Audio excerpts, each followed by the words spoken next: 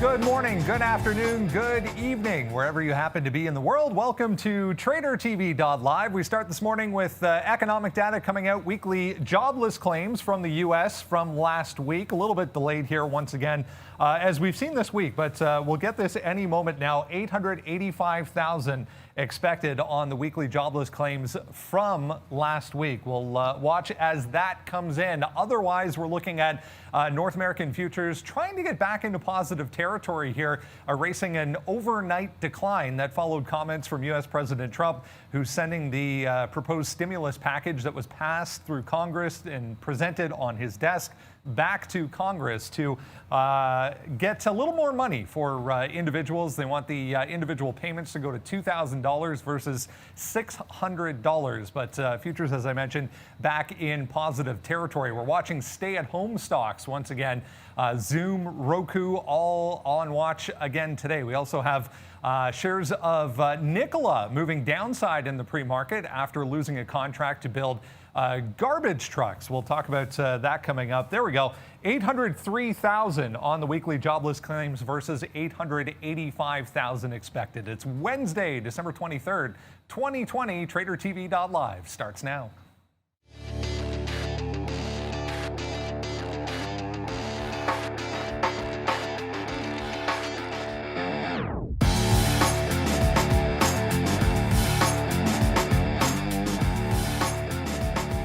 There we go. Look at Asian markets from the overnight session. You can see positive numbers here right across the board. It was the Nifty in India leading the way, up a full percent. Both Chinese markets nicely higher on the session as well. Let's go over to Europe and see how things are shaping up so far. A bit of a mix showing here. England basically flat. Otherwise, nicely positive. We'll shift over one more time to North America and see, basically flat numbers here, but we are positive for all three U.S. markets. TSX futures here in Toronto, 0.3% to the upside. Yeah, nice bounce back for Bitcoin. We had a steep decline overnight, but 1.5% to the upside so far this morning. Both crude oil and gold in negative territory, but only just. Good morning, guys. It is Wednesday. The second last trading session of the holiday shortened week. Again, tomorrow, half day, so 1 p.m. close on Thursday. We will be here tomorrow with you talking all things stocks once again. Going to be an interesting morning, guys. We have vaccine news. We have Nikola moving around, so a number of individual names to discuss so far.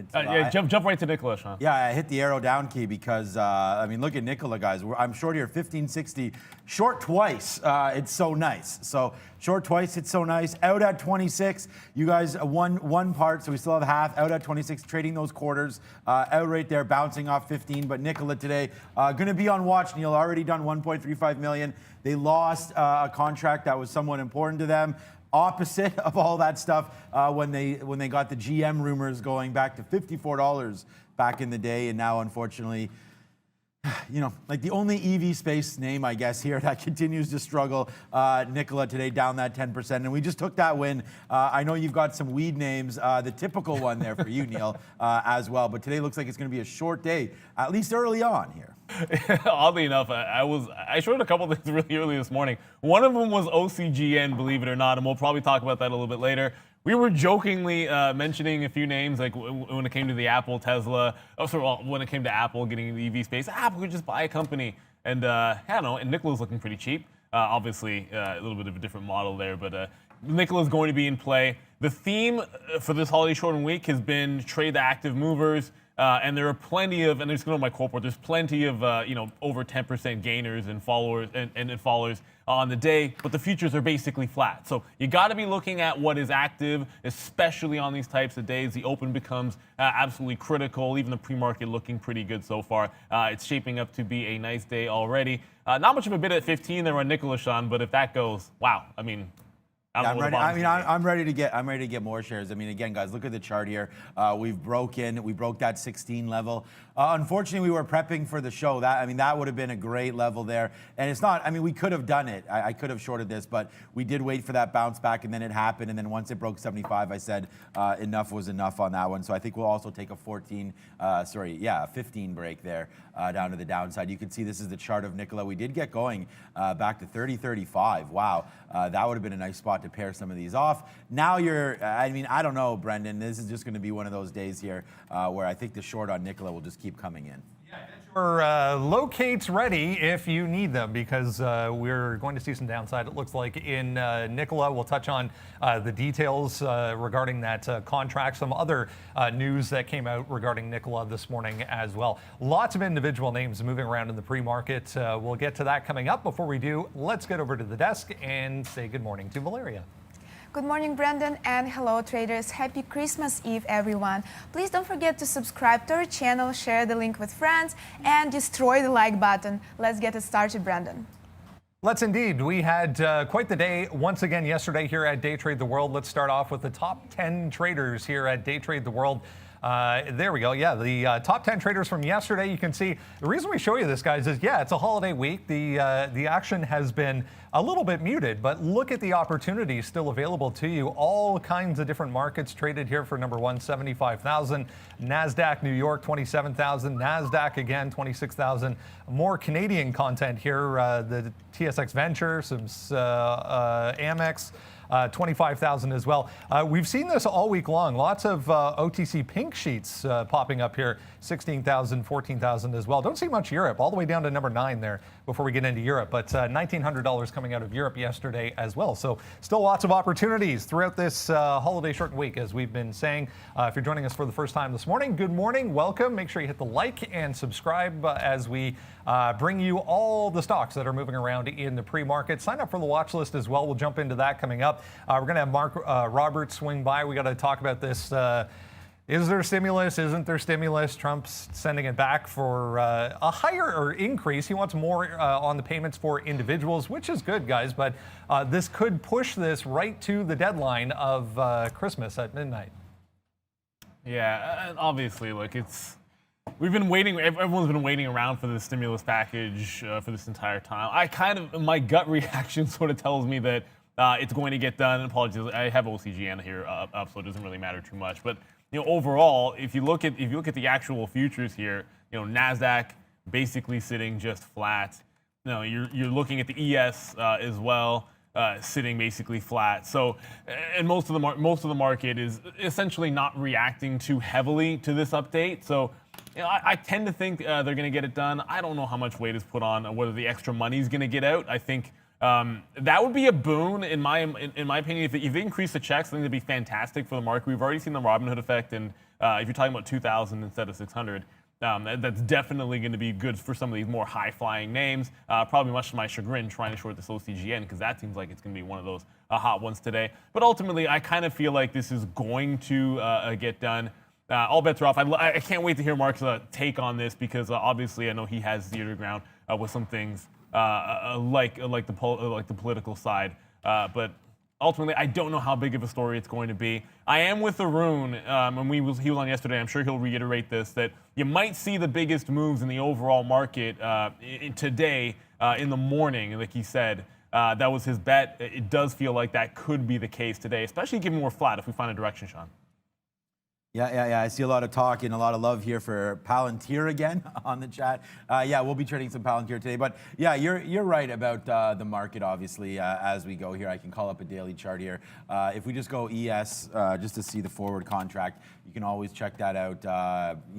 Look at this. I mean, to talk about, obviously this is March down to 2,200. We don't have to worry about that. But since then, it's just been full steam ahead. And there's been a couple pullbacks here. But other than that, they've all been bought up. And I just think that, even if we don't get a stimulus check, we could break, like, again, the 50-period moving average, I use that all the time. We could break it down here at 35.75, just like we've done here. And then we've only dropped from there like 50 or so handles. I guess that drop, that was 33.70 down to 32.50. So I guess about 100 there, about 75 there. So my sort of prediction is if we do drop, we could go to 35.75 and then another 100 from there. So, maybe into this area, 34.50 or so on any news, really. And again, remember, the stimulus checks are going to be less, Donald Trump came out and said that he'd like to see them bigger than what's currently proposed. So we're going to wait to see. I mean, government funding got renewed as well, so they can stay open. But we're going to wait to 3,500. I think this is going to be a good buying spot. Let's call it 35. I mean, to be exact, I think it's like 34.50. But I would say like 3,500 if we get down there is a decent spot for sure. And you know what? Just keep picking up when times are like this, guys. You know, just pick up the best stocks when the stocks fall, right? Like reinvest into Apple, reinvest into some of these other names, Microsoft if you get a chance, buy Tesla maybe. I know that's not like a blue chip stock really, but you know, buy Tesla on any dips, things like that. Just this is going to be a good opportunity to build your portfolio if they don't get anything done. But hey, if they do get, I mean, look at the NASDAQ today. We had a worse jobs number there, Brendan, and it goes up. Why? Because again, it's encouraging for more stimulus. The least jobs that are out there, the more the government's likely to provide stimulus. So look, I think it's a win-win for everybody here, stimulus or not. Okay, guys, let's bring in Mark Roberts here, president of Sun Lake Strategies. We'll get his take on what this means exactly. Mark, good morning. You know, we've talked about this to death, I feel already, but here we go again, another round back to Congress. We'll see if we can't get individual payments increased before this does get done. I feel like it does get done. It's just a matter of when at this point. The market's reaction really muted at this point, to say the least. Yeah, I think a lot of it is in the background. I would say that Mr. Trump did what he had to do. I would think that there will be an increase in checks. The State Department's move as far as all of the foreign money that's going to be sent out, that's not going to change. The Senate and the Congress have voted overwhelmingly, so he can't veto it, but he's doing the next best thing of demanding higher numbers for those that are in need. Let's talk a little bit about cryptocurrency. I'll bring in a little bit of Canadian content here. Mogo Incorporated in the pre-market here talking about investing in Bitcoin. You had an interesting note on Bitcoin in your note this morning, talking about the recovery that we saw overnight after that sharp decline. But another one jumping in here, MOGO. Is there any other names in this space? I mean, PayPal, obviously, we've talked about that, but an interesting bounce here for Bitcoin. Yeah, Bitcoin, you'll move around in these smaller and micro cap names. I'm still a proponent of the PayPals, the bigger names involved, because they can do more. Even PayPal can release the monies into the economy that Congress puts out. So I stick to bigger names. For the traders, yeah, it makes sense to play the MOGOs. I think you get a lot of money flowing into those, but I tend to be a larger cap guy. First day to the downside here for this Fubo TV. What a run this has had over the past 3, 4, 5 days now. Fubo TV getting a couple of downgrades this morning. What are your thoughts on this one? I think this is a 2021 play for sure. The information coming out on the stock and the company look very, very bullish. I take the downgrades as a buying opportunity. Maybe not today, but sometime between now and early January. Let's talk big picture here when it comes to the EV space. It seems like every day we have new companies jumping in on the EV craze at this point.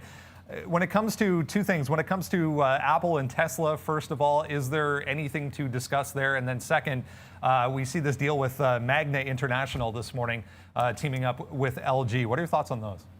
I think what's happening is if Apple decides that they want to be a player, they have enough cash and they can attract enough talent to make themselves quite viable. I don't see Tesla moving out of the space. I don't really look at Tesla as an electric vehicle as much as a disruption type company in battery and mobility.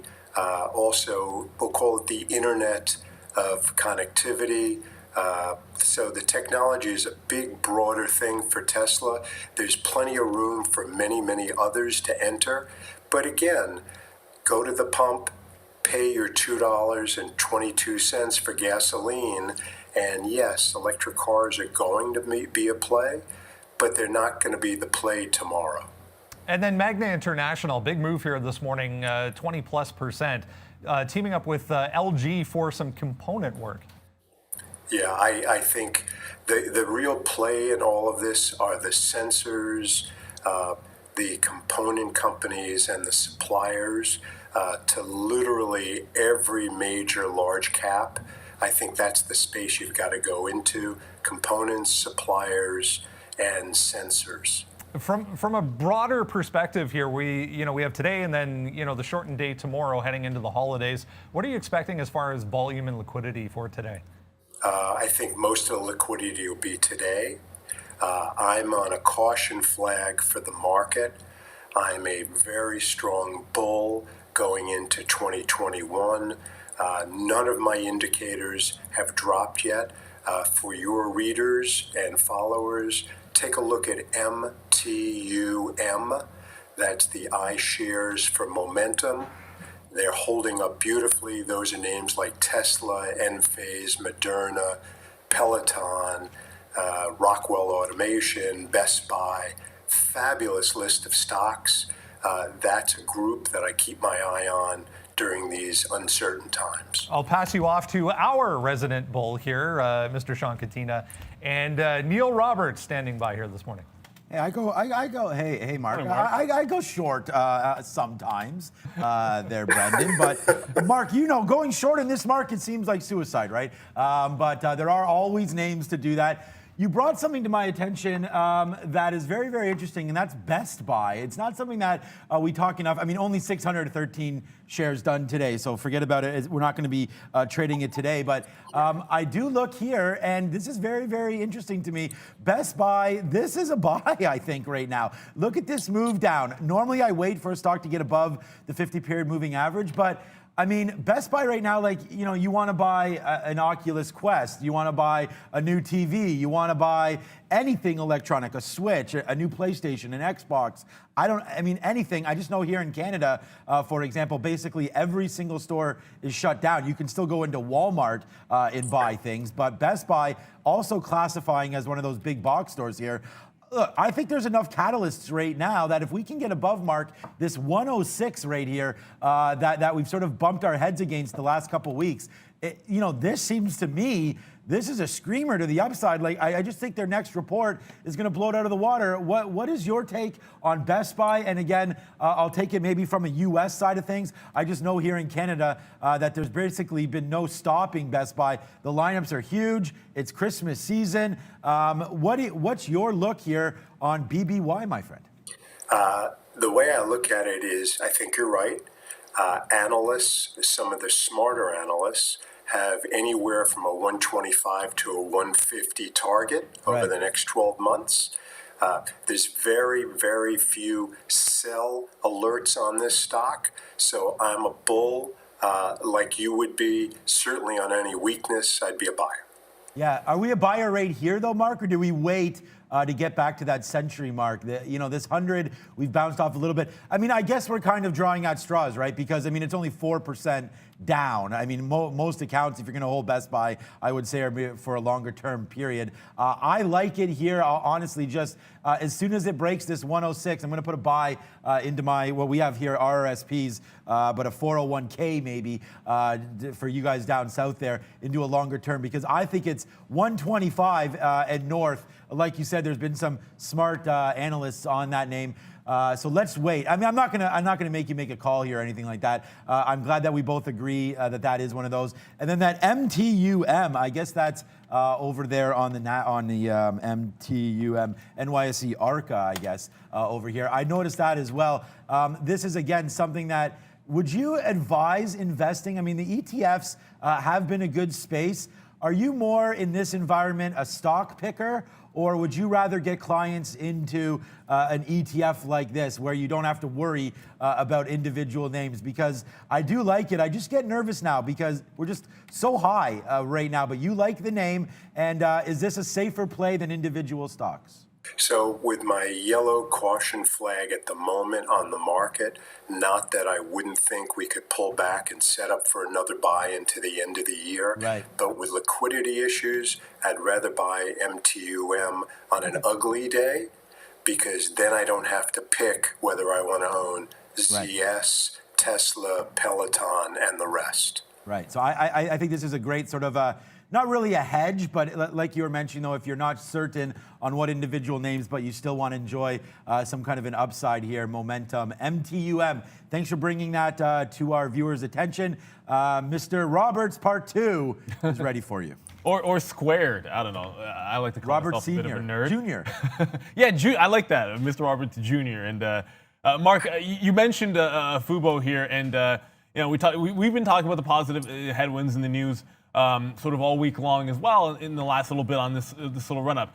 Now, you mentioned preaching a little bit of patience. A couple of things here.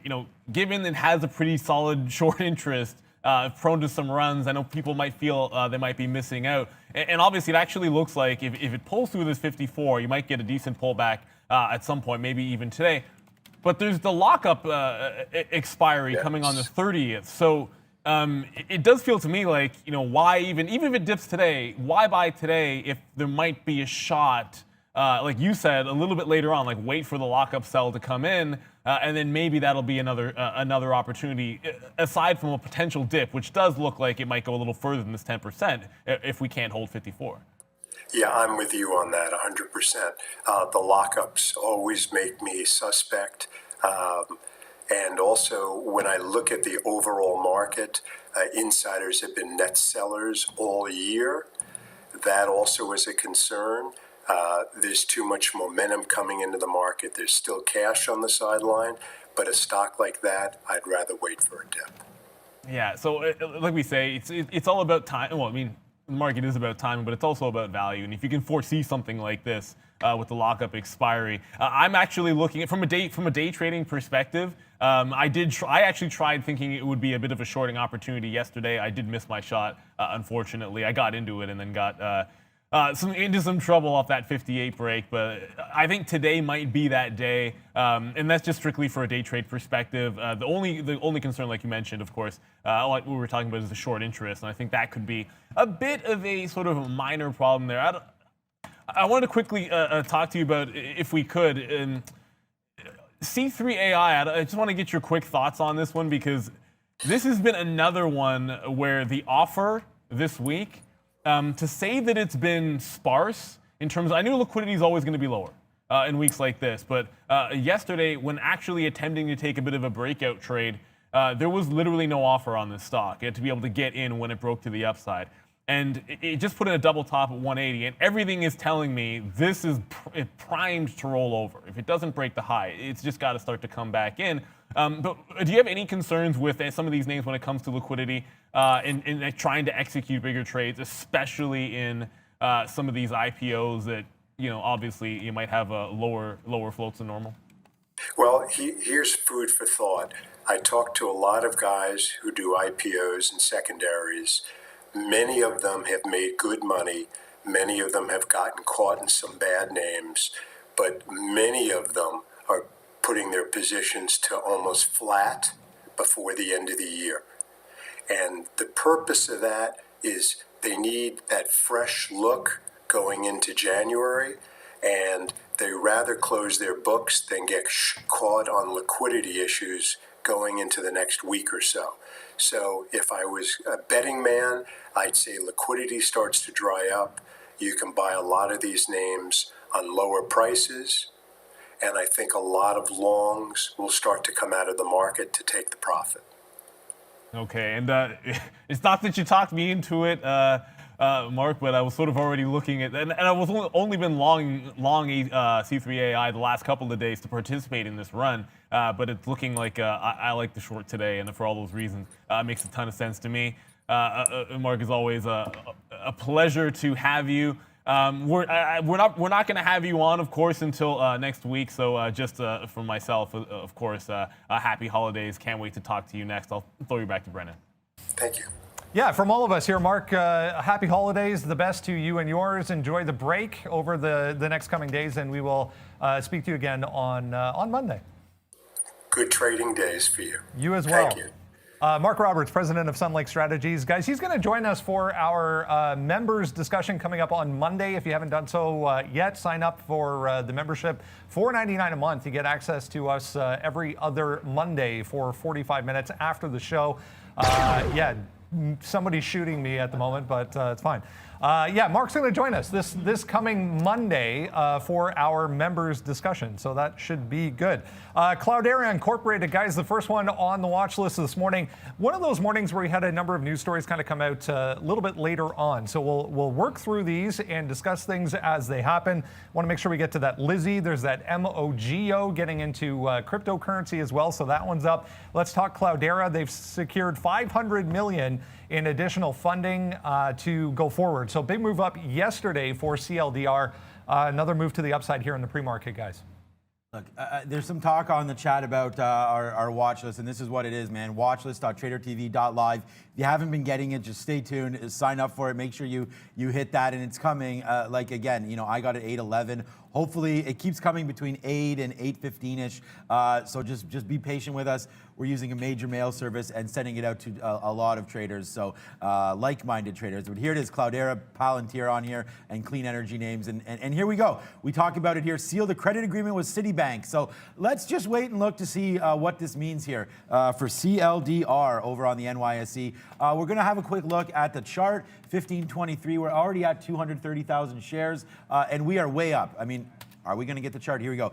We are way up. We're way past its previous highs on this break today. That's a great sign. We love it when we open up. I mean, you know, we make that break yesterday, but we open up defending this level here, $14.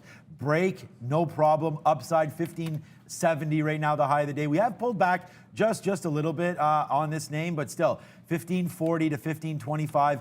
I like the name. It's moving. It could be a possible, I don't want to say it's an acquiring company, but could get acquired. Cloudera in the right space. I like it. But look, yesterday's move up was gigantic. So whether or not someone knew about this or not, I don't know, but that was a nice little move up. I just wonder if we can fade back in a little bit on some of this news. So I do look for a break to the downside on Cloudera. I don't love it. There still is 230,000 shares done today, so it's not bad. Obviously, there's Palantir there and Fubo. I don't even see Cloudera on here unless my eyes aren't working properly. So I don't know if there's going to be too much interest in this, but I like Cloudera to the upside, and I think we can break out of this 1540.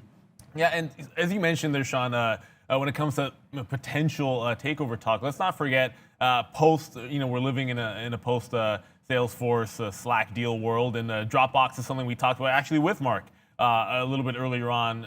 Actually, last week we started mentioning this name, and it got another ramp up as well yesterday. It's flat today, but I'm eyeballing this $25 current high of the pre-market. There was a fail break, right in the afternoon, trying to break through that 25 mark, so call it 25.10 or so. But another name poised to break out. It's not gapping up and coming back in like Cloudera is. It's actually holding around the high. So I'm going to like Dropbox for a break here.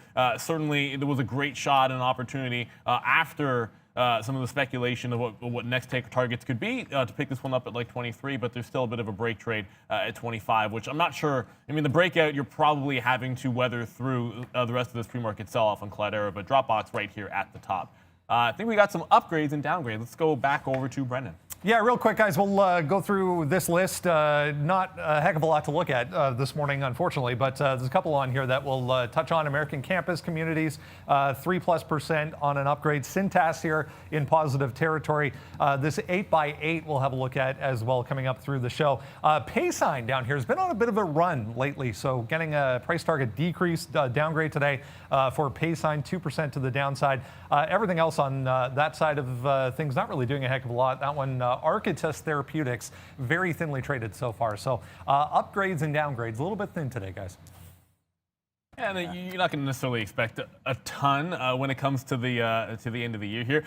Also the holiday week. I'm going to go over OCGN just because I've been a little active in it today, and I just want to let you guys know. Literally, while we were talking to Mark there, I actually had like my fourth short position of the day on this one. This one was a hit. I will actually start taking it out when it felt like a trap at $2. I was short here at 2.201. And then got into a long, which immediately ran into resistance. So I scalped out of the long trade because that felt like a trap. And if I'm short at 2 and it feels like a trap, and long at 211 and that make like 5 pennies, and then that feels like a trap, I'm going to stay away from this one. Probably until either we hold a real offer down below like 195 or make a test at the top. This is probably going to be an after open trade. It does feel like inside of this range, it's like 195 to like 220. Probably a bit of a no-fly zone here unless you're absolutely scalping it to death and just laser focused on taking spread, and maybe you can add liquidity and get paid to trade like Sean and I like to talk about here at Day Trade the World. So if you have that ability, go ahead and knock yourself out. But because I'm looking at a bunch of other names, I don't want to get into this game. It was actually pretty good taking this long and then getting quickly out, but it takes a lot of your attention here. And I think a bigger trade is going to be when we break out of this range on OCGN. I just want to acknowledge this here, and we don't do politics on the show. We don't talk about it, but I thought this was pretty funny by William Johnson. Trump doesn't agree with the number of likes on the show and wants a recount. So, I mean, look, we only have 220 more until we go Valeria. Valeria's been going crazy on that. I mean, let's get this to 1,000 before, at least, I mean, it's just 9 o'clock now. We have over 4,000 watching. I think we should be able to get this to at least 1,000 in the next couple minutes. And if you can, guys, let's get to Valeria ASAP because, she can definitely get this going. And there it is. I mean, we're already there. We're going to get over 1,000 in a second. But, guys, just turn this little guy here blue if you can. Valeria, give him hell. Let's go. Of likes, guys, we're super excited of likes, so please, if you didn't like this video yet, hit thumbs up right now and I will show you my new animation. Back to Sean. Okay, new animation time coming as it looks like, and we just get 1,000 likes there. And thank you so much for everybody. Thanks for everything there with the thumbs up. And look, I mean, we are just basically, we are doing the show for you guys, giving you out that watch list for free. Oh, and someone also said, and we're gonna go back to Brendan because we're running out of time, but someone said we should use a professional mail service. We are using a professional mail service, and we're in contact. Oh, Brendan, I don't know if you have that note from yesterday still, but it was no reply at watchlist. We'll get that, watchlist.tradertv.live. You got to add that to your spam filters. So, oh, thank you so much. Elaine is in the building. Happy holidays to you as well, Elaine. Maybe you're in Canada there, and as we are as well. So happy holidays, everybody. We are on the show tomorrow, and I believe tomorrow is going to be Ugly Sweater Day. So tweet at us all of your ugly Christmas sweaters, and we'll be showing you ours tomorrow on the show, Brendan. Let them know if you do have that email address that they need to add to their spam filter, but we'll get to that anyways in a minute if we don't have it. Yeah, I'm going to throw it up on the screen right now, guys. It'll be at the bottom there, so you can add that no reply at mail.tradertv.live to your safe sender list. Make sure that is in your safe sender list, or spam filter, or whatever service you're using is called. But if you add that, you should be okay and should get the email. We are working on a better fix for that. Let's bring in Arun here. We'll have a look at the overall market, see what levels we need to be aware of as far as the futures are concerned this morning. We're getting into that final day and a half here, Arun. What are you looking at today? Today, the levels are still wide. Well, two big levels that are still in play from yesterday, right? 37.25 is still in play. That was, I think, from last week as well. And then 37.45 held out well, it seems like overnight, because we only got as low as 50, or just in front of 50. So those two big levels are still in play. I am keeping an eye on this 36.80 though. I think there's enough activity in front of this level that there could be a potential long here. I'm just waiting to see if I can get just enough more info, or just a little bit more information to confirm that. And once I do, I'll go ahead and get that long. It might happen before the open, might happen after the open, but I am looking at that 36.80 for potential long, and only a long, no shorts. Even if it breaks, I'm not taking the short, but a potential long in front of that 36.80, depending on how it sets up going into the next, into the open, hopefully before the open. But we'll see how that one plays out. But that is the only level I've got apart from that 37.45 or 37.25 and that 36.45. But again, in terms of volume, unusual amount of volume, or in terms of value, closed yesterday. So trade value at the end of the day was a little bit higher than I was expecting. So that, end of the day activity that I was looking for, it may have been done yesterday. I'm gonna keep an eye on the volume at the end of the day today as well, but it was unusually high in terms of value. So there may be a decent amount of volume done yesterday. So today's close might be quiet. Again, it was either yesterday or today. I was banking on today, but it may have been done yesterday given how much trade value was done at the end of the day. So again, we had a day and a half day tomorrow, so expect that to be dead today, depending on news. I am looking for a potential long, but apart from that, I'm expecting it to be slower, much like midday was yesterday. Great stuff. Thanks so much, Arun. We'll check back in tomorrow morning with Arun before we get into the half day tomorrow, heading into the Christmas break. Yeah, I did notice that there was a lot of individual names as well doing significant volume or more volume this morning in the pre-market than the past couple of days anyways. Let's continue along with names from the watch list this morning. Palantir back on the watch list.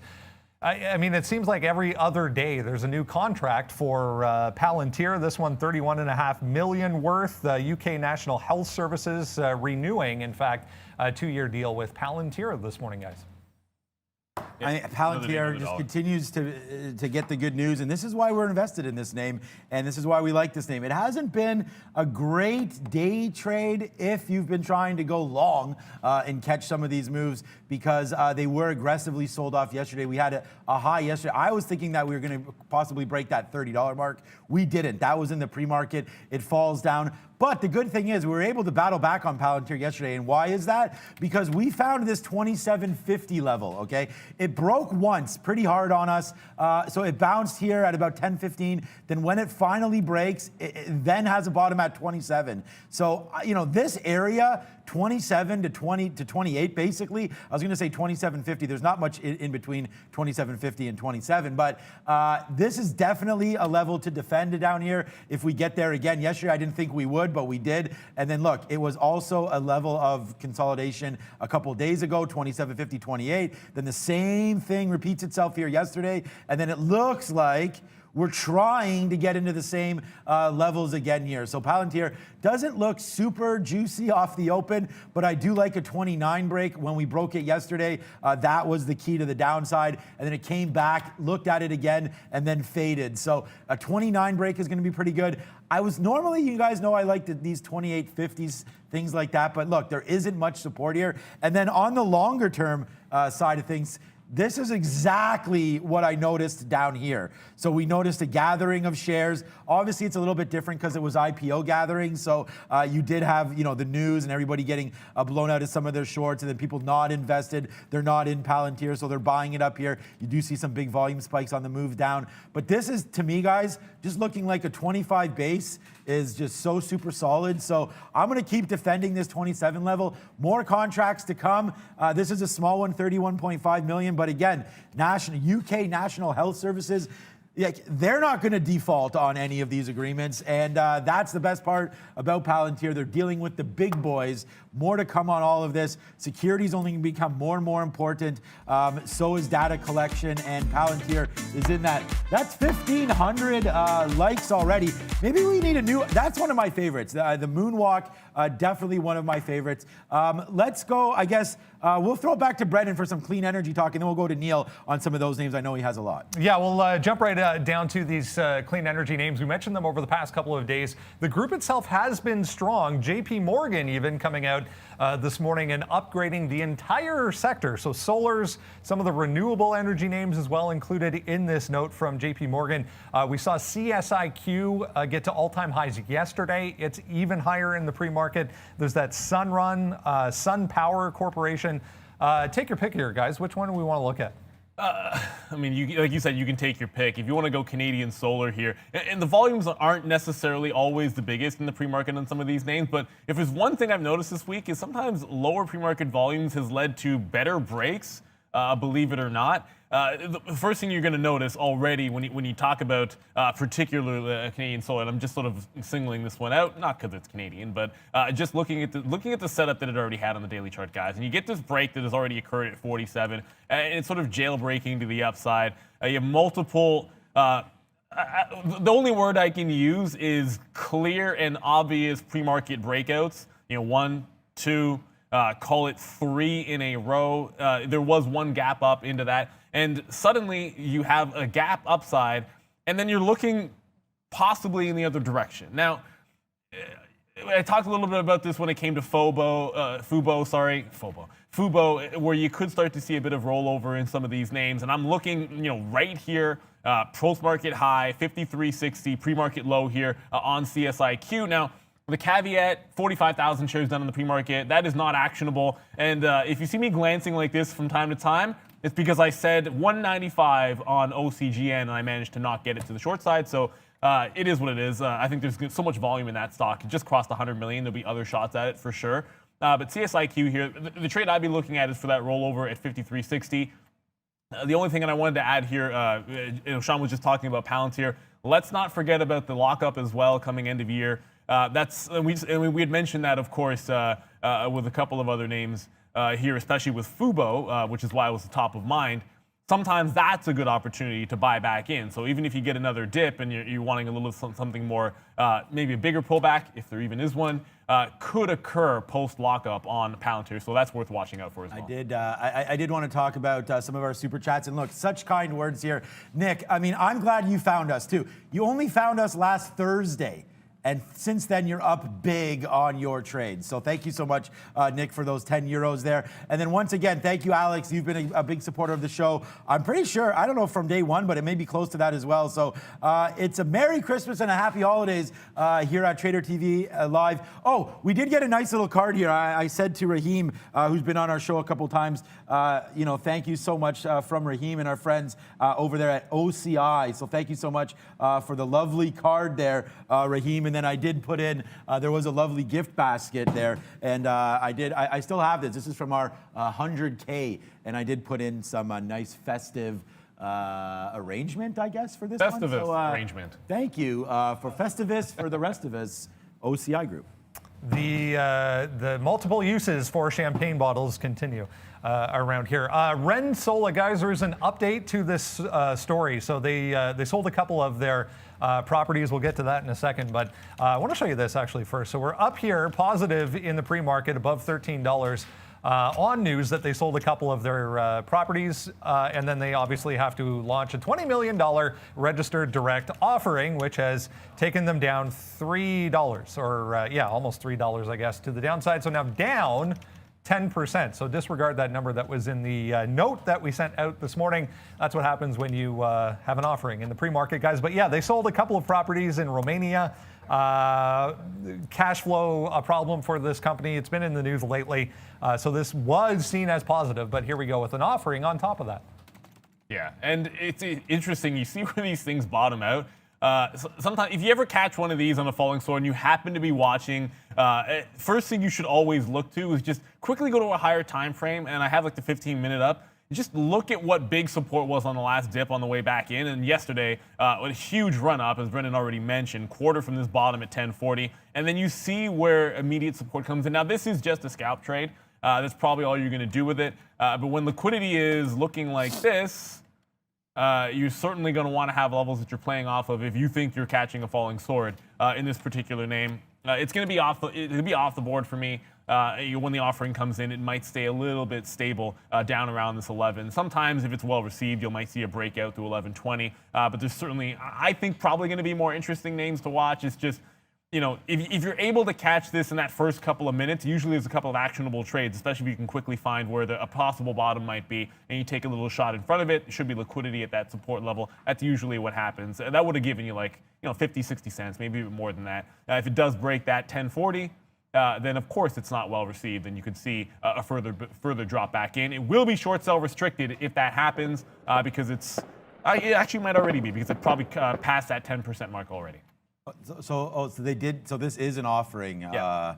all the way down. Okay, so you got to buy it then. 11.20 right here, guys. So there's some consolidation there. Buy this pop. They will buy this back up off the open. I just hope I don't miss this. 11.20 long here, guaranteed on SOL, guys. All right, let's go to Microvision, guys. The LIDAR movement and LIDAR trading opportunities continues this week. Microvision to the downside this morning for the first time in 5 days. So it's been quite the move for this one. MVIS, there's LAZR, there's also VLDR that we talked about. There was that new SPAC that came out yesterday in this group as well. But this is Hindenburg. Hindenburg slapping a $1.50 price target on Microvision. What are we at? $8.50 right now. Let me guess, they're short. Yeah. Okay, I just want to be quick. We'll go over MVIS in a second. Rolling Records, thank you so much.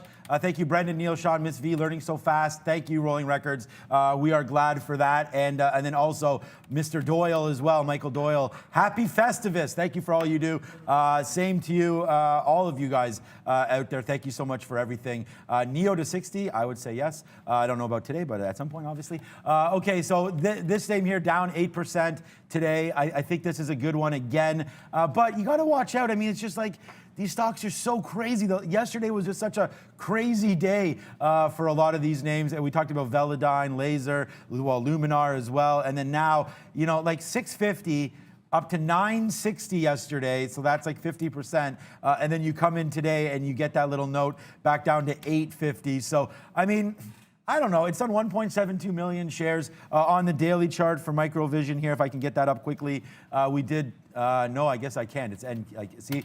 Like, why is one chart NQ and one chart is NY? Okay, we'll load that up. And again, if you see that on here, NQ, NASDAQ, and if we do have an NY symbol, like JP Morgan, you got to call that up on NY. I don't think we get back to that 970, but I would just, I mean, there's really nothing here.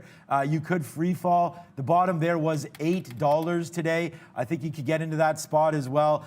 So I'm going to watch this. I'm not too comfortable with the space. I took a couple shots yesterday at VLDR and Laser, missed on both, and then both wound up being monster winners. We did get some super chats yesterday thanking us for those calls, but I got to give it a little more room. So I would just say watch out for this. And thank you so much again. I'm going to thank everybody on the super chats today.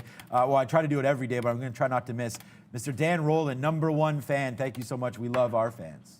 Yeah, I went 0 for 2, Laser and VLDR. Both times I liked it long. It's certainly, the prices were good. The entries were actually pretty solid when you want to look back at it. The executions, like you said, sometimes just hard to hold on to them depending on liquidity and what's happening at that time. MVIS, I want to fade this one off of 9 if I can. It already bought into that strength. You take that $1.50 target, and essentially what a lot of these reports will do is the same way they'll take some of those expectations or rosy expectations, say they're exaggerated. We'll do the same thing on the other end and then come up with price targets based on those types of numbers. So I would throw that out the window. It's not going to $1.50 today, but certainly a breakdown of 8 it could be in the cards. It's going to be short sale restricted by the time it gets to that level. So I feel like fading into it, getting in on the way up, it might be an easier play here. $9 to that pre-market high, which happens to be 912.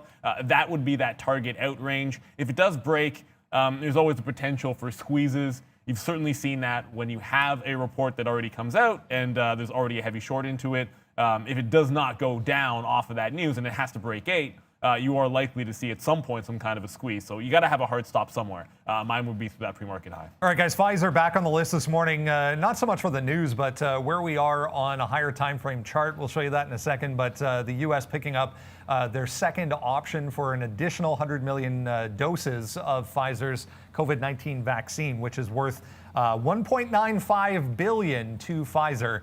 But I wanted to show you this. We're back to these big-time levels here on the daily chart. This has been quite the move to the downside, to say the least. This is, or should be at least, some support down here. I mean, we like support down here. I like Pfizer at 35. Well, yeah, so you're getting closer there. We've talked about this. I've thrown like some shade on all of these accounts. So, I mean, look, not only am I going to try to give you guys calls for longer term bull calls, but I've been a bear and shorting Pfizer. Like, we've talked about that. I mean, look at this return from the highs, $43. You're now down that 10, 15%. And I think we can go even lower. I wouldn't start buying this thing until 35 and change. If you had followed directions as well, I've been talking about Moderna shorting this one from the top. Like, see, that's what I'm saying. Like, where's my Moderna chart? Moderna chart, shorting it from the top as well. 150, 160, 170. And again, you're back into that. I mean, this is a much bigger percentage win than that simple 10% there on Pfizer, but you do get a beautiful return here. So, I mean, I hope you guys, although we give credit all the time to Palantir and DraftKings and some of those Peloton and some of those amazing longs that we've been giving, but I've also been hammering the short here, guys. So these are actually been better than Peloton and better than a lot of these calls. So I hope that some of you are at least shorting some of these names. And honestly, Brendan, I don't think it gets any better from here for a lot of them. They're just they're elevated. I don't buy Moderna until we get at least to this 50-period moving average, which coincidentally kind of is near where we had some of these tops and then some of this consolidation. So I think it's just south side for all of them. They're pretty good for day trades, though.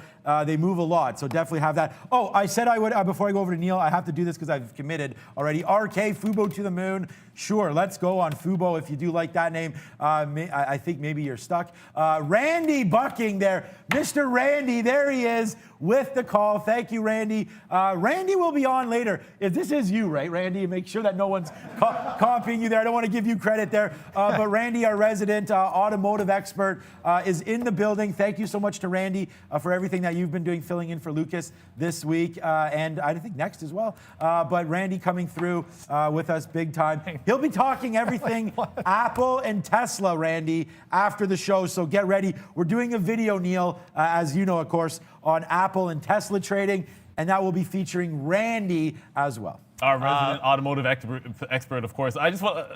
I'm going to be actively trading OCGN. It's something like another 10 million shares since the last time I talked about it, but it's trying to roll over at 190. I got like a 187 here. You're probably going to see me take multiple positions in this, and it's not a typo. I am actually long in Sundial. There was 1.25, check that, 1.35 million shares on the bid of Sundial at 47. So whatever, if it breaks, I'll just get out of it, but if I can go long in front of that kind of a buyer, why not take a shot to scalp it? Yeah, we're going to talk about OCGN here coming up, but I want to make sure we get to Magna International. Fubo back on the list as well. We mentioned that with Mark, but let's talk about Magna International. Guys teaming up with LG Electronics, announcing this collaboration this morning that will be tentatively called LG Magna e-Powertrain. So they're going to build, in combination with LG, a whole bunch of different components for electric vehicles. So some Canadian content on the list here this morning. Yeah, I just want to get MVIS just broke. So we do have position now on MVIS, a decent one now, short through $8. Again, this is the Hindenburg report, and bang, a nice little win already. We got to get out, but Hindenburg giving this thing a $1.50 price target. I have enough shares that if it goes down to $1.50, then I won't be here all next week, guys. But right now, MVIS to the downside. Take it away on Magna. Neil, I think you have some thoughts. Yeah, I mean, I wanted to be taking a shot at least to try to be bullish on this name. No, just absolutely kidding here. It's been a rollover the entire way in the pre-market, and if you had a shot in that 82 to 85 range, I think certainly you'd be sitting pretty. The volume's okay at 500,000 shares, but when you already have put in like a $20 move top to bottom and you're breaking through some lows here, 75 literally just went. If this was a penny stock, something along those lines, I would probably be thinking about a breakdown. But what I'm actually hoping will happen is a ramp to the upside going into 930. Check that. So if we get any kind of buy action into like 80 or 85, I think I can play the bearish side there. OCGN trying to get up to that $2 mark, but I'm still looking for this one to make a bottom that I'd be comfortable with. It hasn't. I thought maybe it would have been at 78. Instead, it looks like I'll have to play that rollover on MGA here, and it's going to be pop at 930. Look for something around 82 to 83. You got to give this one a couple of dollars. Like I said, $20 range already pre-market. So you're not wrong if you've only lost 50 or 60 cents in this particular name. You got to give it some room, guys. Okay, let's continue along here, guys. Even Lizzie getting into the EV car space here, guys. Lizzie, L-I-Z-I, announcing a collaboration. So this company makes audio interfaces for cars. So now they're teaming up with a Chinese maker of EV cars. They didn't actually mention which one, but L-I-Z-I here getting a nice little bump on that news this morning. Okay, yeah, quickly here, Byron, thank you so much for the $5. We are looking forward to everything as well. $10, let's go QS. Yeah, QuantumScape, bang, hot dogs for everybody on QuantumScape. That's been a fantastic stock. We've been talking about that since $60. I'm not in it, wish I was. And Daniela, thank you so much. We will get to JAGX. We just have so much on our list, but I did want to give a shout out to everybody that is giving us some love here on the show. MVIS, we're going to get out if it does break above 825 or so. We'll get out of half, but it did make a move back to the upside. I do like that MGA. And then Lizzie, guys, I mean, I don't know, was it just LIZI here? 4.25 up. Like this stock, 17%. I just, some of these names today, I don't have a good feeling about them being up so much. And then all this EV space. You want to talk about a little bit of froth? I just think that there's a lot right now in here. And if you want to really play the games, I think that Randy will probably tell us this when we do the show later on our videos. But stick with, in my opinion, like the Neos of the world. We did fall down yesterday, and we found a level now, exactly 47. So that's a good one. But I'd stay away from some of these smaller ones. If you're invested in them, then just take it for a trade, but don't take it for long term. Yeah, that's in Lizzie's case. I think it's just it's already sort of come back in. The trade I would have liked to have made has probably already happened off of a 485. A level, and 525 certainly pre-market high. If it does get any kind of a bounce, I think this is one certainly once again to fade. It's going to look very, very similar to the last chart we just looked at, MGA. So there's not too much to go over. I keep taking shots at this OCGN and just made another move to the upside. I'm going to wait till the open. In that last 5 minutes before 9:30, I don't like having it too much. Before I just want to jump to one name because it's not on our watch, but we did talk about this with Mark. I want to be selling into AI today. I know it's been longs the last couple of days. And they've been fantastic. Certainly breakouts have been good on C3 AI. Liquidity, it's at 150,000 shares, which is okay. But it's just simply the fact that we're double topping here. If you want to consider both the morning and the afternoon, 179.20. It cannot even test so far this 175, which I want to be shorting in front of today. I'll also try to take, if I can, a 170 break after the open, but it's right at that price, so it could be tricky. But C3 AI, not bullish on it, at least at the open. If it takes out a fresh high, I guess it's back to doing what we were doing, Monday and Tuesday. But for now, I'm looking for a bit of a rollover in AI. All right, Ocugen teaming up with a company from India to develop a COVID-19 vaccine. Neil, take it away. Ocugen is ridiculous. So I've been probably overtrading this in the pre-market. Actually, not probably. I've been overtrading this in the pre-market. I should be waiting for a test of 220 at this point. Instead, I just keep getting in and thinking I can scalp this one to death. Worth noting just a couple of things here. There was a monster battle at 145. So if it ever gets down to that price, file that away. 140 to 145. I do think there's going to be a bit of a level if it does get there. This 225 is definitely the range. If it breaks out, we're looking at a 250 top, guys. But I'm still thinking this should come back in at some point. The volume being scalp is going to be the trade because I expect it's going to do at least 500,000 shares today, if not more than that. It wouldn't shock me. Probably not 1 billion just because it is that holiday week. But that 225 is the first level I'm watching off the open. Only if it rolls over there, I'll get in right after 30. And then watch out for 145. Definitely a buyer down there. All right, guys, we'll talk about Simply Good Foods. This one on the list this morning had a big move to the upside yesterday. It's being included in the NASDAQ 400, so big pop to the upside. The only reason we're kind of looking at this is because of this 29 level was a big wall yesterday on the resistance side of things. So if we get above 29, could give you a push to the upside. Otherwise, look for opportunities downside. Really hasn't done much in the pre-market, but 29, a big level for Simply Good Foods, guys, being added to the NASDAQ 400. NASDAQ 400, okay. Welcome, Simply Good Foods. I like GameStop here as well, up 5% today. We got a note from Mark there. I mean, we already know that there's heavy short interest, and we do know that they've been invested now with Chewy, CEO, stepping in and making some moves there. I do like GameStop there. So let's see what it does at 2075. We got out of half of our microvision there.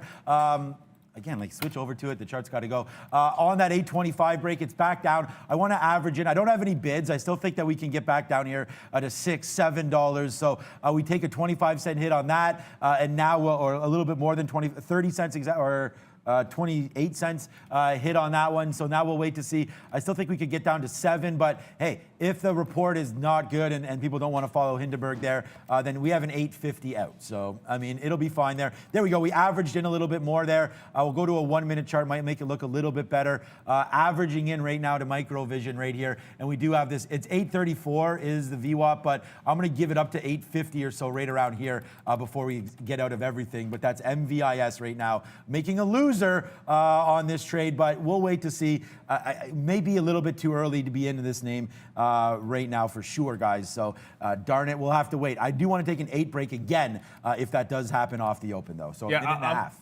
I'm actually already thinking about getting that fade into that stock and still looking at it. MVIS just hit my first order for 55s in front of that high of day. But Dropbox also triggered in here. So Dropbox breaking that 25 25 level to the upside. I got 25.05. It's just, you had that little top from yesterday, and then also at the close. Look, it's a potential takeout target. It's not that I'm going to sit here and say we know what's going to happen, but we've been talking about this one, especially with Mark, the last couple of weeks, and it's made a bit of a better run. Not a better run, but it actually held up. It's yesterday's price run better than Cloudera, which was coming off. So that's why the breakout here in Dropbox. Like I said, got some NYSE, but I would add to it if it gets up closer to that 9 even mark.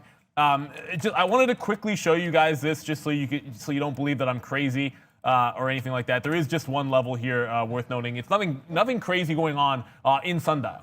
It's on 8 million shares, but this is the bid. It's a monster bid at 47. Normally I'd be shorting the stock, but today I actually have a long, basically at this price, 47.05, risking near nothing. But if this level goes, obviously I'm just going to get out. Just looking to see if we can scalp this a little bit here. It's hump day. It's hump day Wednesday, and about to ring the bell, I believe, is Miss V. So let's get this party started. Already got this NYSE, already got Dropbox, maybe a bit too early. We'll see. Time will definitely tell there. And looking for C3 AI to the south side. 3, 2, and 1. Let's ring that bell, Miss V. We'll take a little bit of a long through Palantir if it does want to break. NYSE still making moves, but we'll wait to see if it does break through $8. We do have that one on board. Palantir, we're going to wait for 29. And other than that, man, we have Nikola short. We got to reinvestigate that as well because that's a mover today. That's for damn sure. Nikola on our radar. So is Palantir. Watch the market trying to go upside a little bit here as the day's starting up for a good one. Yeah, and Dropbox, it made a test here to the upside again off the open, but only went like 10 or 15 pennies. If it gets to that quarter, maybe I will have to scalp a little bit of that trade-off. Sundial looks like it's going to break. NYSE, I tried to get more on the way down, but couldn't get very much. It does look like it is going to fall. And OCGN is also coming in, but Dropbox, I'm probably going to have to start taking some profit. I thought there'd be a bigger run off of the open if we did get that breakout. Yeah, so here we go, guys. We just had it too early. Bang! You want some bangs. There it is. Look at NYSE. Look at it go, Brendo. I know you have this as well. NYSE down to 750. Let's see how much lower this goes. Unfortunately, we did get out of there, but no, we don't care. We believe when we're in our trades, guys. So we average into that. We take it on a 7 break and an 8 break as well. So nice little move here for NYSE. Let's go. Nice little day maker right here, guys. Yeah, it's right down to 50. I actually just got a 50 or 60 cent winner on it, but I want to go back over to C3 AI. I did want this one to the bear side, but you just no liquidity. I talked about this with Mark. There is not a lot of liquidity on AI here. So if it pops back up, it's probably going to have to be a retracement sell. Might not be another play for me. Sundial broke, and I'm going to look to short underneath that 47. But if I can get anything back into this 167, 168 range, that might be the only way to play C3 AI. Again, the breakout trade impossible, but I missed the breakup yesterday and got the pullback. So you can do the same thing here, but the other direction. Brendan, hold on a second. Palantir right now, we're long through 29. Bang, another winner. Let's go. Backflips, baby. Big day today. Let's just keep going. 29.20, we're out of a little bit already. NYSE making winners of all of us. Let's go. Nikola short, Palantir long, Brendo. We saw strength in this one yesterday, guys. Ride. Lordstown Motors popping up here initially through 22. Big volume went off. So 2 days in a row now for this one. Ride back to the upside, 8% today. Look at these outs here. Look at this out on NYSE. 754, basically the bottom there. The bottom 52. I think there's more of a bottom coming. So let's just hold off on our bids. I just canceled my bids. More downside surprise there. And there goes Palantir. Oops, we did it again. It's 9.32, guys. Here's 40 cents on Palantir. You guys love these names, and I do too. So Palantir ripping to the upside right now. Watch out for 30. I don't know if we get there. We are getting out, man. I got some out here at the quarters. It's still going higher. If we get to 50, we will get out of that one as well. And then Nikola straight to the downside, like we said. Look at this, man. We're still short. Beautiful trading here on Nikola and NYSE and Palantir. Let's go. Let's watch out for that. We talked about Mogo a little bit here, and I said, you want to be long on some Canadian content. You just can't. These are all fading back in. 4 looks like a good level for me here. I did add into that C3 AI. I have to catch it on the way up. You can't get it on the way down. So if we hold those tops, I'm going to try be in the net short. There is a monster bid on Nikola at 15 even, so definitely worth a scalp trade there. And I'm about to get back into OCGN because it's popping to the upside hard. And I was looking for a parabolic move at the open. It's trying to make one right now, just a couple of minutes in. The second I get a turn, I wanted 225. That is fast approaching here in OCGN, guys. Yeah, I'm not really too worried about this Nikola bid, but I will get some out. So there it is. Look at this. Boom, guys. Yes, it is this time of year. So there it is. Santa dancing. Santa, look, I know you like Nikola, but we're going to keep fading that one through. So a good little out there on Nikola. Nice little 30, 40 cent win on that one. 50 cents right now in the money. Bye-bye, Microvision, as we continue to go to the downside on that one. Spin the money.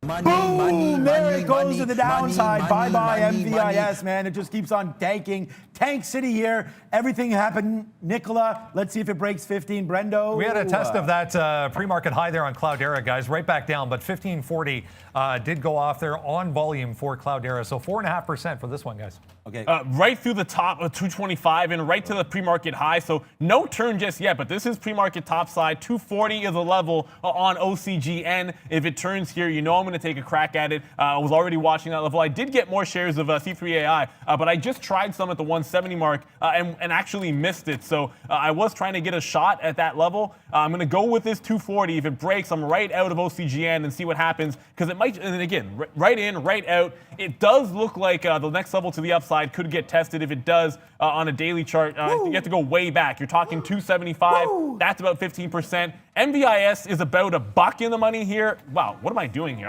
I'll take $1 if I can get it. I'm going to get out of that one. It's $1 to the buck to the downside. But OCGN just halted. Thank goodness we got out. I did not want to get caught in this halt. If it goes to the upside, 275 the next level. If this opens lower than this price, I'm shorting off the current high and jumping right back into this trade, guys. Let's go, Brendo. Possibly first red day here coming for this UAVS. If you remember, the drone maker's been up 3 or 4 days in a row here, but weakness coming in here from 850 down to 750 off the bat here for UAVS.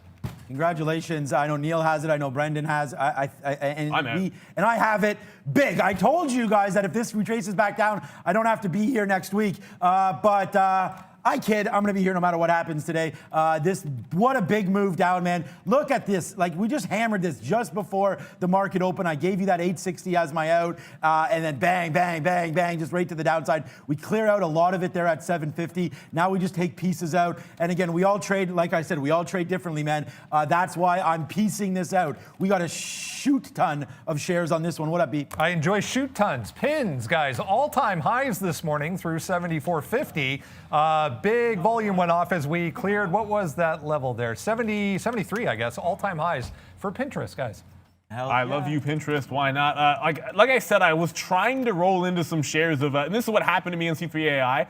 Liquidity is just a bit of a concern. Like, it topped out here at 172. The second it failed at that level, which was that pre-market rollover, if it had been 74s, I would have tried it. It was 72. Just couldn't even get into anything. And this is after it came back in $1. So it's a hard one to crack. I do have 168.25. And look, it went down to 163. If it retests that level, I should be scalping some off if I get the opportunity, but I'm trying to work into a position that I can hold almost all day long. Kind of what we did, well, all day long, all morning long, like we were doing on the way up, just trying to make that happen on the way down here. You look at this range, the gap that could fill back in, it's not crazy to think about 155s and 160s at some point on C3AI, the way that it's come back up. And that's what I'm trying to capture here. Bit of a different play. OCGN is not open back up, so still waiting for that to unhalt. Or reopen, I should say. That's kind of an easier way to put it, guys. Volatility halt should be open in about 3 minutes. Guys, we're 3 for 3 here, and nicely done for sure. Palantir, I mean, in and out like a sniper on this baby. In here on a beautiful break of 29, out all the way up here. And again, you're just going to look like 20, 40, 60, 80, and then we lost 10 cents on the last bit before it comes all the way back up. But that 10 cents, you just can cancel it with that, and then you have the nice wins upside right there. And then just needless to say here, Nikola, man, I got out of everything. You're going to see me flat. We're going to see if we can go short on this break. I think we'll miss the break because it'll probably just tank down. It's already short sell restricted, so we got to catch this one on the way back up. But I just worried that 15 does resist a little bit, and there it is. So a good out by me on that one. We just took out more MVIS. Sorry, Brendo, what up? One more, guys. Blink Charging. Remember, they had a new contract they announced yesterday, so we had that huge move up to recent highs here for Blink, but down 5.5%. Look at the volume coming in on the sell side this morning off the open here for Blink Charging. 48 down to 44. We're trying to get back above 46 now. Yeah, and looking at this pop here on MVIS, now I rolled into it once. I want to roll into it again if I can around this 8. Now, last time I was looking at those pre-market levels, you can sort of throw those out the window. $8 is a nice round number. It was a bit of a flush out point pre-market. So let's see if we can't jump back into this one. Like I said, it's just AI it's a good stock and it's sort of working in the money for us a couple bucks, but almost impossible to get anything unless you stand on the front of the freight train on the way up. Catching on the way back down near impossible. So I'm back into MVIS. I'm still in C3 AI. I'm looking for about 164, 165 to start getting out of some of these shares. Maybe like 165 half makes some sense for like $2.5, $3. I see you there, Brendan. I see you on MVIS. Okay, here we go. 750 was my out there on MVIS. It doesn't get much perfect than that, I feel like. And we've basically played this one beautifully. Obviously, you'd like to hold for the very bottom, but you know, the way I trade, not going to do that. And we just average out, and what a great out. And then as it breaks 750, we get out of more. So right now I have less than 10% on board. As you can sort of add this all up, there's about 95% out right there each trade. So now we're trying to make a move back to the high side here on MVIS, and I think this is probably a decent spot to get back in, but it's still, I still think we can get past 8, but we'll take a little bit of a short now, see if we run back to 750 right here on MVIS. But right now we're 3 for 3 today, guys. What up, Brendo? WWR, we talked about some clean energy names in the pre-market. This was not one of them, but volume coming into this name through 625 there. We're getting up into some serious levels here, 650 to 675 better for WWR, but this one higher as well. And OCGN opens higher, so it opens above that 240 level. It is going to have to test that 275. You're seeing it right in a very, very tight range. I mean, you know, you can get an aneurysm looking at this level too if you stare at it too long. But this is a range you don't want to necessarily touch. You want to break out and fail at 275 if it can. If it goes below that 240, I will take a shot shorting off of this level, but it's still showing a bit of a bullish sign. I did get back in 782 on MVIS, and C3 AI just took out that 250. I'll see if we can't run the rest of it down towards that 160 level, guys. Okay, and we're just going to wait to see if Palantir does wind up breaking at some point. I did want to put some bids downside just in case that does happen. We do have a Palantir bid now at 28.26. Oh, that's not Palantir. What am I doing? We did average into MVIS as well. Here's Palantir. Sorry about that. No! This is the levels that we're talking about right now. A 28 and change bid down here would be what we're looking to pick up some Palantir than just defending that 28 level. But Neil banging tables over there. What's up?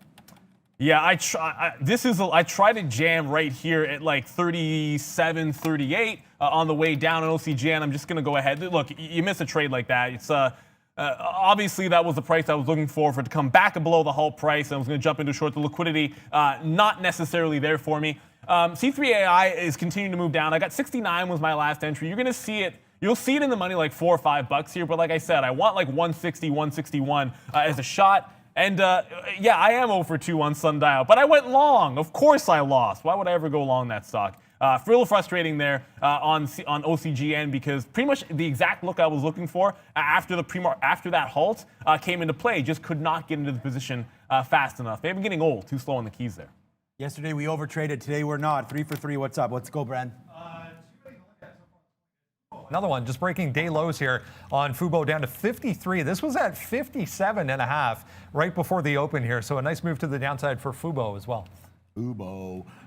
What is this? Carnival upside now as well. Oh, so MVIS, we're out of that one as it just keeps going upside. But again, it doesn't matter. Like this was a great trade. We did average in here at 780 and then got out. Like again, the shares I trade, I can't afford to hold this. MVIS still obviously my #1 stock as we go. And then look at this. It doesn't honestly get any better than this one. So I'm going to hit a chicken dinner winner for Nicola. The only thing that we could have done, and again, like with my 18 years experience, this should have been a long. I get out because the smell test doesn't work for me there at 15.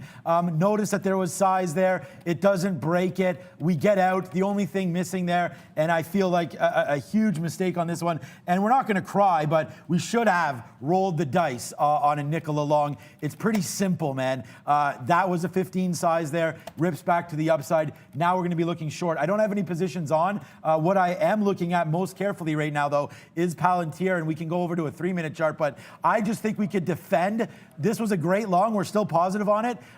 This rate here, like 28, what is my bid at? 28.26. Maybe that's coming a little too fast here. 28.26 coming down. I think I'm going to pull that. We're going to try to put a little bit more down here, 28 evens or so, and then just watching out for this 27.50. Let's start digging into a baby long right now if we can, guys. What up, Brendan? We were talking about that UAVS, guys. Here's another one. Foresight Autonomous, FRSX, 40% move today. This thing had a big run up into the close yesterday. It's already been halted one time above 5 there. Back to 4.5 for FRSX.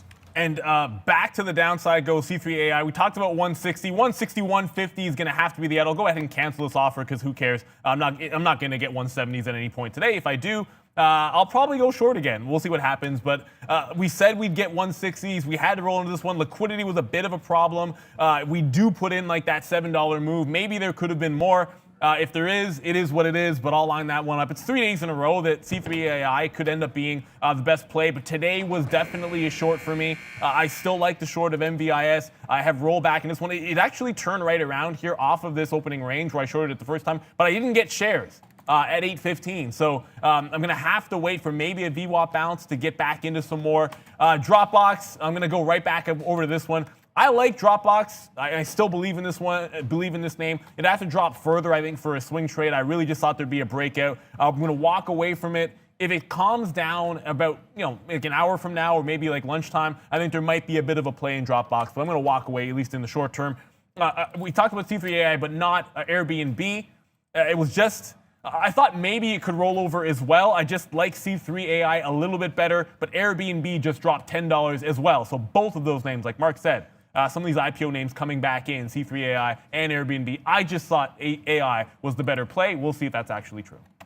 Okay, yeah, great trade on AI, regardless of what happens now. But yeah, we did reshort MVIS, sort of on an 8 break, but we just waited to see what was going to happen here at 90. So there it is. We're short now 92. We just took some out 75, so a nice little win there. I'm going to give it right back to where it stopped, 840 there. So we'll give it that. I'll average in, but we'll give it to 840 MVIS, making a winner of us as well. Okay, thank you so much. Oh yeah, Mr. Bakadescu there. Don't forget about that NEO. Yeah, let's go back over to NEO. We lost too much money on that yesterday, but it has been a good one. We did average into Palantir. We are waiting. I'm not going to let this one break 28. Well, it will break 28, and then we'll get out. But really, this is just a small stab at this stock. No real damage going to be done. I am, like we talked about before, just going to wait to see what happens at this 27.50 level that we really like here. So it looks like this is going to continue to go downside. We're long at 21. It's small. It's only 4 cents out, but I do like a protection down here of 27.50 if you're willing to hold it for that long. I'm not, but I will be reloading somewhere down here. What's up, Brent? Another one that's been a crazy mover of late, Jinko Solar, JKS. Big move up to 85 initially, but look at this. We're testing this pre-market gap level now at 80.82.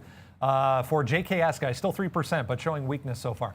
Yeah, I'm back into OCGN. I talked about that, of course, post-halt now. I didn't get that 240 break. It does roll back into this level, and I got myself 226 here to the short side. Like, again, if you can take 5, 10, 15 as your marks, why not go ahead and do that? VWAP's here at $2. It's an obvious psychological level, so I will take the bulk of it out in that 10 to 15 cent range. I did start at 05, but if it breaks 40s, got to be way out of that trade, and I probably wouldn't give it all the way there now that it bounced once off of 220. It looked like it was about to go hard downside at 220, and buyers snapped right back in. You can see, like, just market bought it up like 5 pennies immediately. That's why I'm going to tighten up the stop here and then maybe think about a re-entry if it does break back up. I've seen that happen before, and you don't want to get caught when it does, and risking an extra 5, 10 cents certainly not going to be worth it in this case. No, and then plus you also have the futures making moves down now as well. So definitely, guys, watch out for all of these stocks. Palantir, we're long, but again, I don't like this move that we're experiencing right now in the futures. So we got to watch out. I'm debating taking some off right now. I'm long at 21. It doesn't seem like a very crazy trade at all today, but we do have some offers out here to get out if we need to. What's up, Brendan? QuantumScape, a lot of people talking about this one. Yeah, big move down. Oh, good. So far this morning, 104. We were at 124 in the pre-market. Not seeing anything on this one yet, but 19.5%. This thing's been on quite a tear from 62 just a week ago, guys. Yeah, I love QuantumScape, but it's a very expensive stock. And let's just check out, just so you guys can see it. I know you just saw the chart, but let's just show you the spread here. I've been watching this stock. Actually, the spread is okay, but when it breaks, man, it's nasty. 6 million shares right now, 107.95. Give me a couple of minutes, and we'll do a little bit more work on QS. Yeah, and C3AI, yeah, it just went down another $7. So 153, the new bottom. I mean, I didn't think that we get some levels that we think about defending this quickly, and 150 was going to be one of them. If it gets anywhere down there, I might take a quick little shot to see if it can catch a bit of a bid. Crazy, crazy. I mean, this is not, it's actually more than I expected. I also never got the position that I was trying to get. I end up with half the size that I was putting on in C3 the rest of the week. Earlier to the long side, Fubo, on the other hand, this one has not really had the monster flush yet. It has come down a couple of dollars, but if this can maybe hold, this pre-market bottom, that's 54.50, this might be worth a shot, but, watch out. If this takes it 55, it'd be a tight stop for me on Fubo. Big time short interest here. I think it was like 20-something%. So tighter stops on Fubo than I would put on AI. Brendan? The market cap on this Rensola, it's actually, it is small cap area, but to the high end of small cap world. SOL here, this was probably the most obvious short. Through 1060, nice little consolidation after the offering into the open there. Had to give it some space, but Rensola starting to make moves downside as well. Oh, Brendan. I like that Rensola. I actually liked the top on that stock, but we'll wait to see. It's not breaking, obviously, so the short is in on that one. And Palantir, there we go. We can floss off Palantir again as we just keep piling up, man. We're 4 for 4 today, including some Bitcoin love as well. We'll get to that in a minute. Bang! Let's go, Palantir. Let's go. It's another chicken dinner winner for you guys. Hopefully you have that one. We talked about defending that 28 level, and that's exactly what happens. And now we get 40, 50 cents on this one off that defense. We're long at 17. It does go as low as 03 there, but our average price now 17. It's up to 47, so a big time win there. A big time win. We just took on MVIS as well, down right near this VWAP. We'll watch that one. And then we do have some GBTC here, which is Bitcoin. One trade, but it was a short. And now we're starting to fall down a little bit. We're short here at 70. So let's watch GBTC. But it's a 4 for 4 kind of day. Happy to be here on a Friday with you guys. Let's go. Fubo, first position for me. Now, I said here, if it breaks that 55, it's going to be tighter stops. I'm looking for a potential turn here. You did see, and we'll zoom in a little bit so you can see better. We did see one pullback from 54.50 area. If it makes one, I'm going to try to roll into some more shares on the way down, not the way up. But 55 is sort of a hard stop for me. I think it could squeeze a little bit, so definitely a bit of a scalp trade there. OCGN is working in the money. If it breaks 20s, which it just did, the floodgates will open up, and I will take some out on the way down. Now remember, 2 even on that stock, and I'm doing a couple of things at once here. So there's the down move in Fubo. So it's going to get some more shares of Fubo, while at the same time working out of some of these OCGN shares.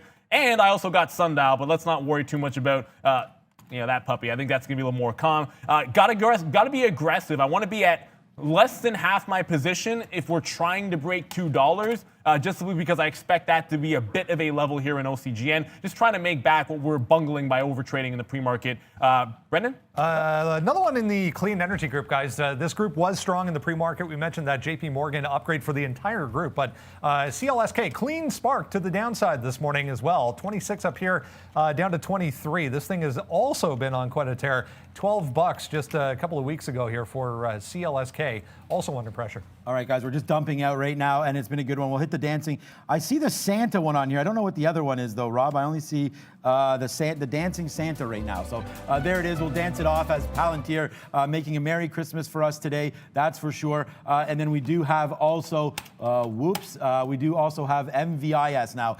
14 cents in the money. We did take some off there at 80, but it's just bouncing around VWAP. A good little trade here on M to the V to the I to the S. And then Palantir, we're out, guys. This is what we do.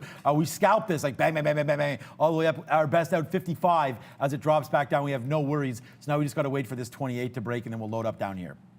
We are going to do this thing. You know what we try to do. It's a little bit of a power-up action. There goes OCGN. Look, every now and then you have to play a little bit patiently, and then when it's time to get in, look for that entry. Now, post-halt on these parabolic moves, I always like a little bit better. So thankfully, we did not get too crazy a little bit earlier on today. This was the rollover. We talked about that 240 level. There was a market buyer the first time off of 220. When it didn't happen again, we felt pretty good about it. That's why I actually got some more shares. So let's see if we can't run this one down to, look, if it breaks 180 here, there is a 175 that was a bit of a bid. So I would expect to have like 10, 15% in the event that we get there. OCGN, I knew at some point we were going to get it. It wasn't 275. It was actually the post-halt price we were able to take advantage of. I also got back in MVIS, but Sean, there's an offer right now at 753. I'm going to use that to get out of some shares and see if we can't hold the rest for a secondary flush. The shorts have finally come in today, so I am quite happy. Only there's one stock which is not doing anything, and it is what it is. I should have reversed short at 47. I showed you guys a 1.2 million share buy on Sundial. I got out of my long and did not get short. That's pathetic. It's horrible. It's horror awful. That's what it is. I'm back in front of that 47 level. Let's see if it actually heads to the downside. Of all the things, Sundial is the one that I'm not winning to the short side with. C3 AI, I'm going to try to get back into it, but that one, much crazier than even I anticipated. I didn't think a 150 was going to be in the cards, and it came so fast. I missed it. I should have held on to some of that trade. Got out too early, for sure.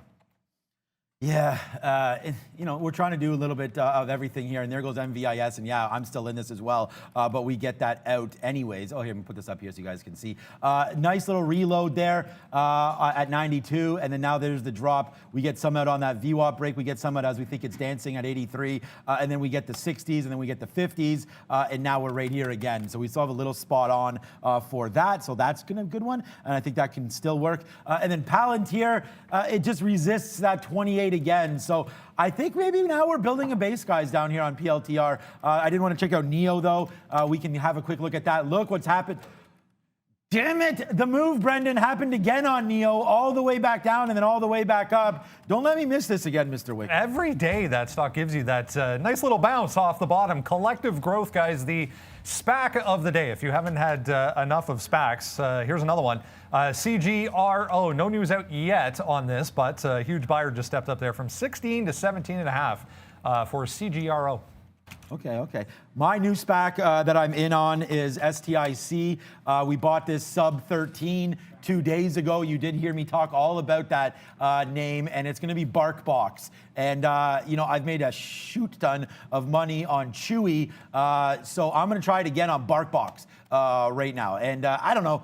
We'll wait on it. It doesn't do great volume, but 400,000 is pretty good. And you can see what this has done lately as well. I know Greg's followed me on some of these calls and done quite well on this. So here's STIC. Remember, it's just its birthday. So down here, 1290. I got it earlier than this. This is just our charts.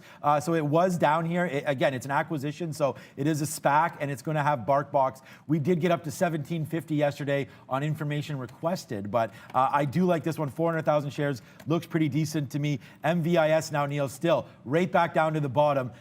Great trading on MVIS today. So honestly, I feel like you definitely, you and Brendan are going to crush that one. And it's not that I don't want to hold MVIS. It's just that it's hard to and I apologize if I'm not looking at the camera sometimes. It's hard not to concentrate on OCGN. It's going to cross that 250,000 mark. And I'm trying to stay relatively active in it. I wanted to scalp a bit off of any kind of a pop back to the upside, but there wasn't really much to see at that $2, so I've kind of stayed away from it for now. I'll show you Sundial if there's ever anything interesting there, but I did want to go back to C3 AI if I could. It just made a bit of a turn, but it's this range here, 159 to 161. There's not a lot of shares in between. So if you try to get into position, the big bid here at 159. There's really not much in terms of liquidity in this range. So if you go short, it's going to take nothing to bust you out and have you lose $2 or $3. I feel like if it breaks this 159, I might try to get in on a bit of a breakdown trade with a tight stop. It either goes right away or I'm getting right out. That's probably the way that I want to play C3 to the short side, unless there's a crack at that 170 to 172, which feels rather unlikely. I mean, Mark was spot on, and I'm just sort of glad it reinforced what I was already thinking. It's just pie in my face for not either holding this longer or trying to get back in when 160 broke. Either way, I should have found a way to get this 155 level or 150. Here comes 159. If it breaks, I'm back into C3 AI, hopefully. Okay, yeah, we are going to go to Brendan in a second. I just want to get everyone's attention here. I should have bought GameStop when it made the move downside there. We talked about Chewy and some of the investments there that the founders of Chewy are making into GameStop. So, yeah, $21. I still love that break. And look, the reason why, I just want to give it to you in case it happens while we are with Brendan on his update here. But 21 is going to be, I don't know if it's all-time highs. We'll check that out after. But this is definitely a recent high. Like, as if GameStop was down to $4. Come on. Now we're up to 21. Maybe I should short this after all. Mr. Wicked's at the big screen. Give it to him, my man. You cannot get AI. It's impossible. You got to be kidding me. Ugh. Sorry, I just talked about that break. That there was liquidity at 159. Instead of trying to get it after the level broke, the only way in was to short that liquidity, but you can't hit the bid because it's short sell restricted. So it was a great trade. It gave you an instant $4. I just don't have it. I missed a few on AI today. I'm still actually going to be, for now, my number one stock, but certainly missed opportunities abound. I think we are ready. It is, it's getting to 10 o'clock here. Time for happening now, and there's a lot of it with Brendan.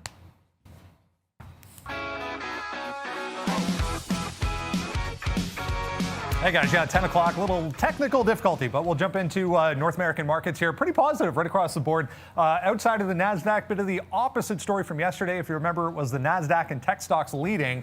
Not so much today. You can see the NASDAQ in negative territory. Everything else nicely positive. The S&P 0.5%, the Dow 0.7% there.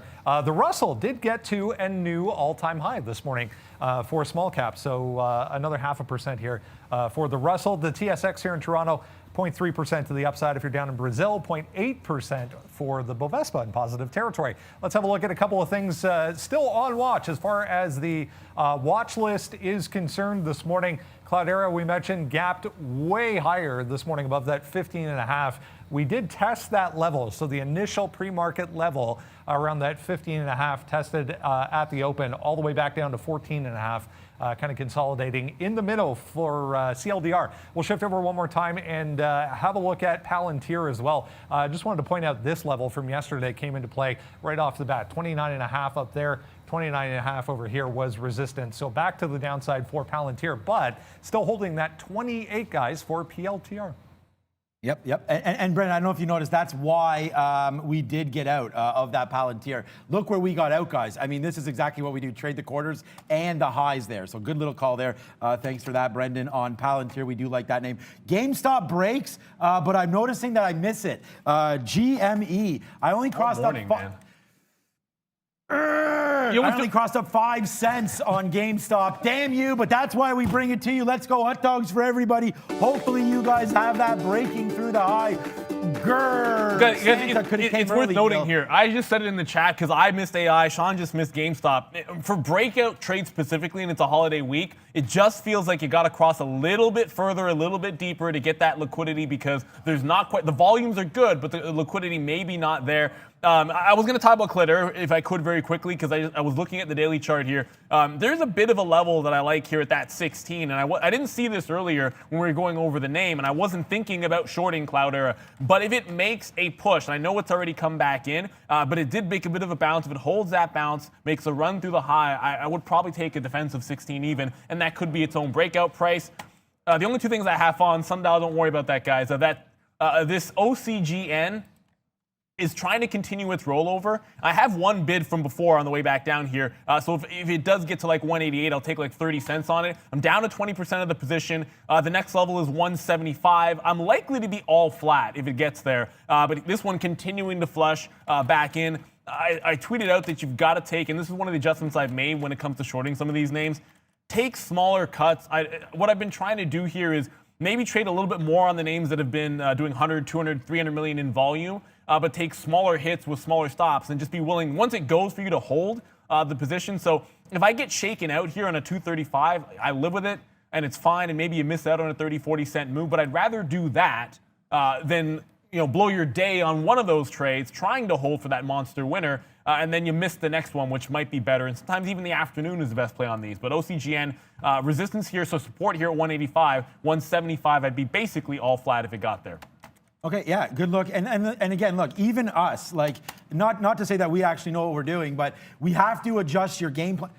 Did that just break through? Okay, Yes. 21. I went to 2160. Oh my God, I thought that said 2260. I was going to go crazy. But you have to adjust your game plan as you go, guys. And yeah, so even us here adjusting every single day. We talked about this QS, man, and I said I'd do some more work on it. When we looked at it, it was 108. I was looking at $100 there. It doesn't get there, but to me, I absolutely love this name. I love what they're doing. I love that they're like kind of unique in the space, and that it was just here at $10 though. Actually goes before this $10 on our charts, but this is since it's switched over. It was a SPAC, so 24.20 guys, all the way to 140. I mean, that's naturally 7 times your money, but this is why I was looking at 100 right here. That was a close and an open one day, and on that day we went all the way to 134. So I think there's some support at 100, Brendan. It seems like everything is a SPAC these days. Here's another one that has recently turned into XL. So if you remember,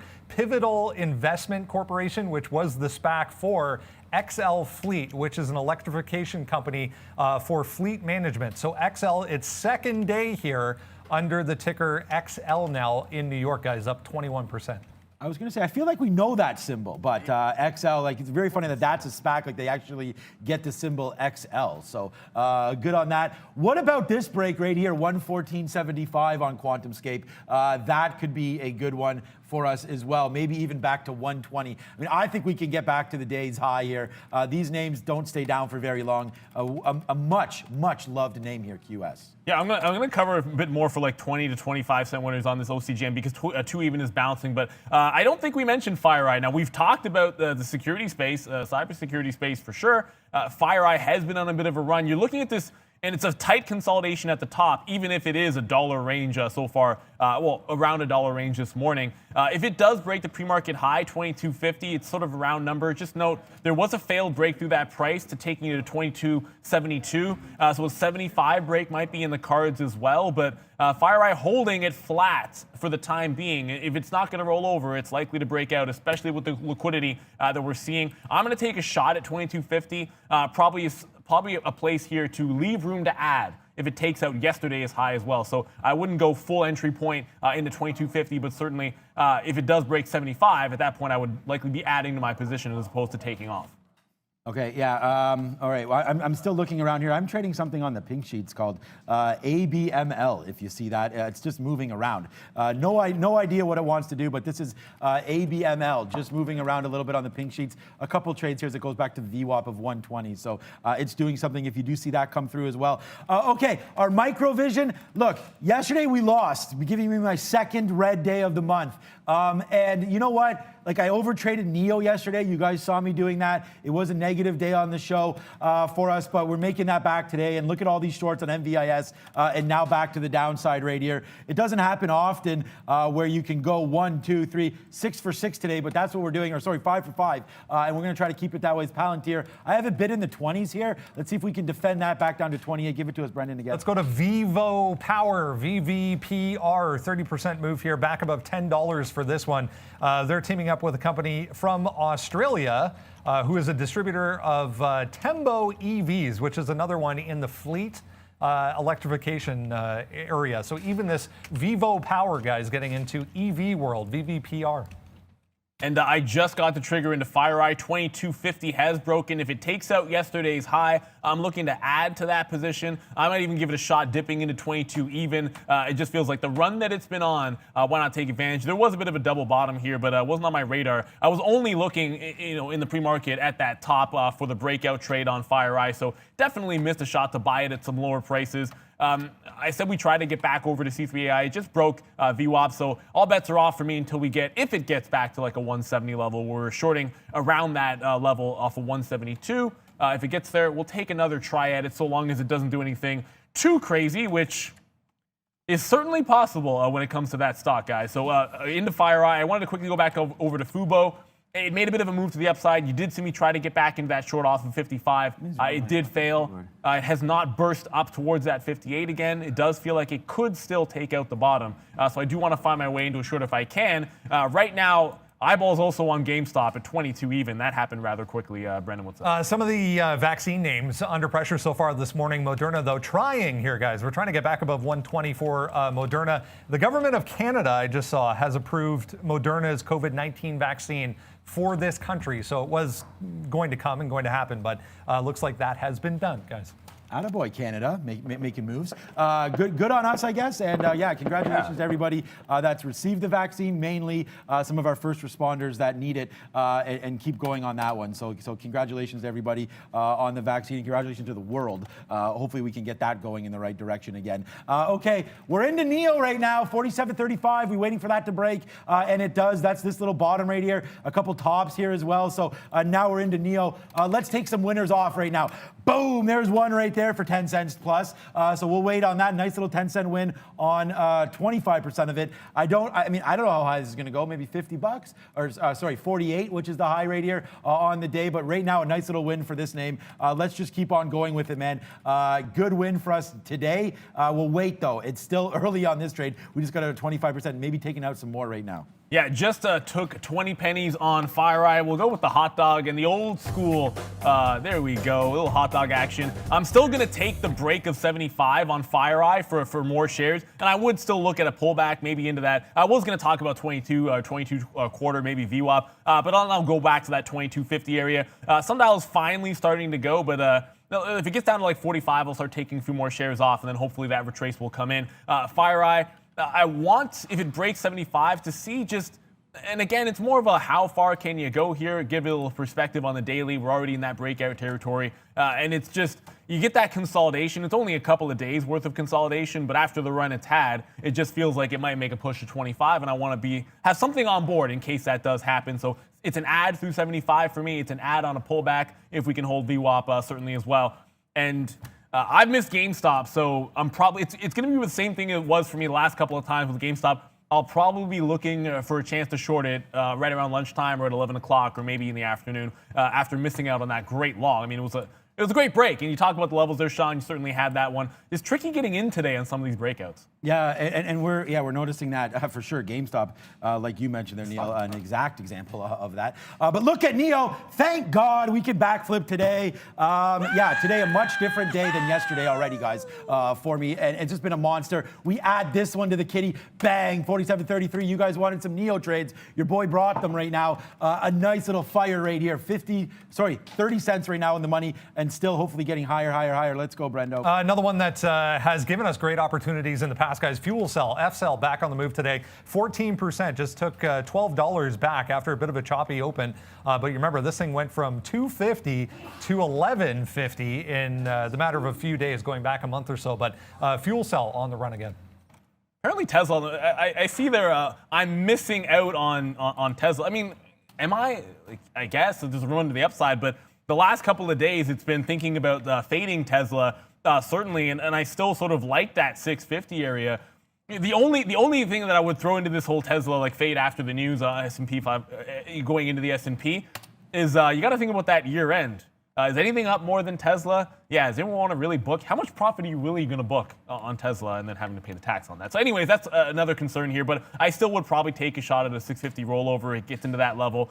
It is what it is. FireEye has not broken that 75 yet, so I didn't get into more shares there. Out of the corner of my eye, I saw GameStop was back at 21.75. So similarly priced stocks, but GameStop off of the highs a little bit. Maybe a dip buy opportunity if you still like that one.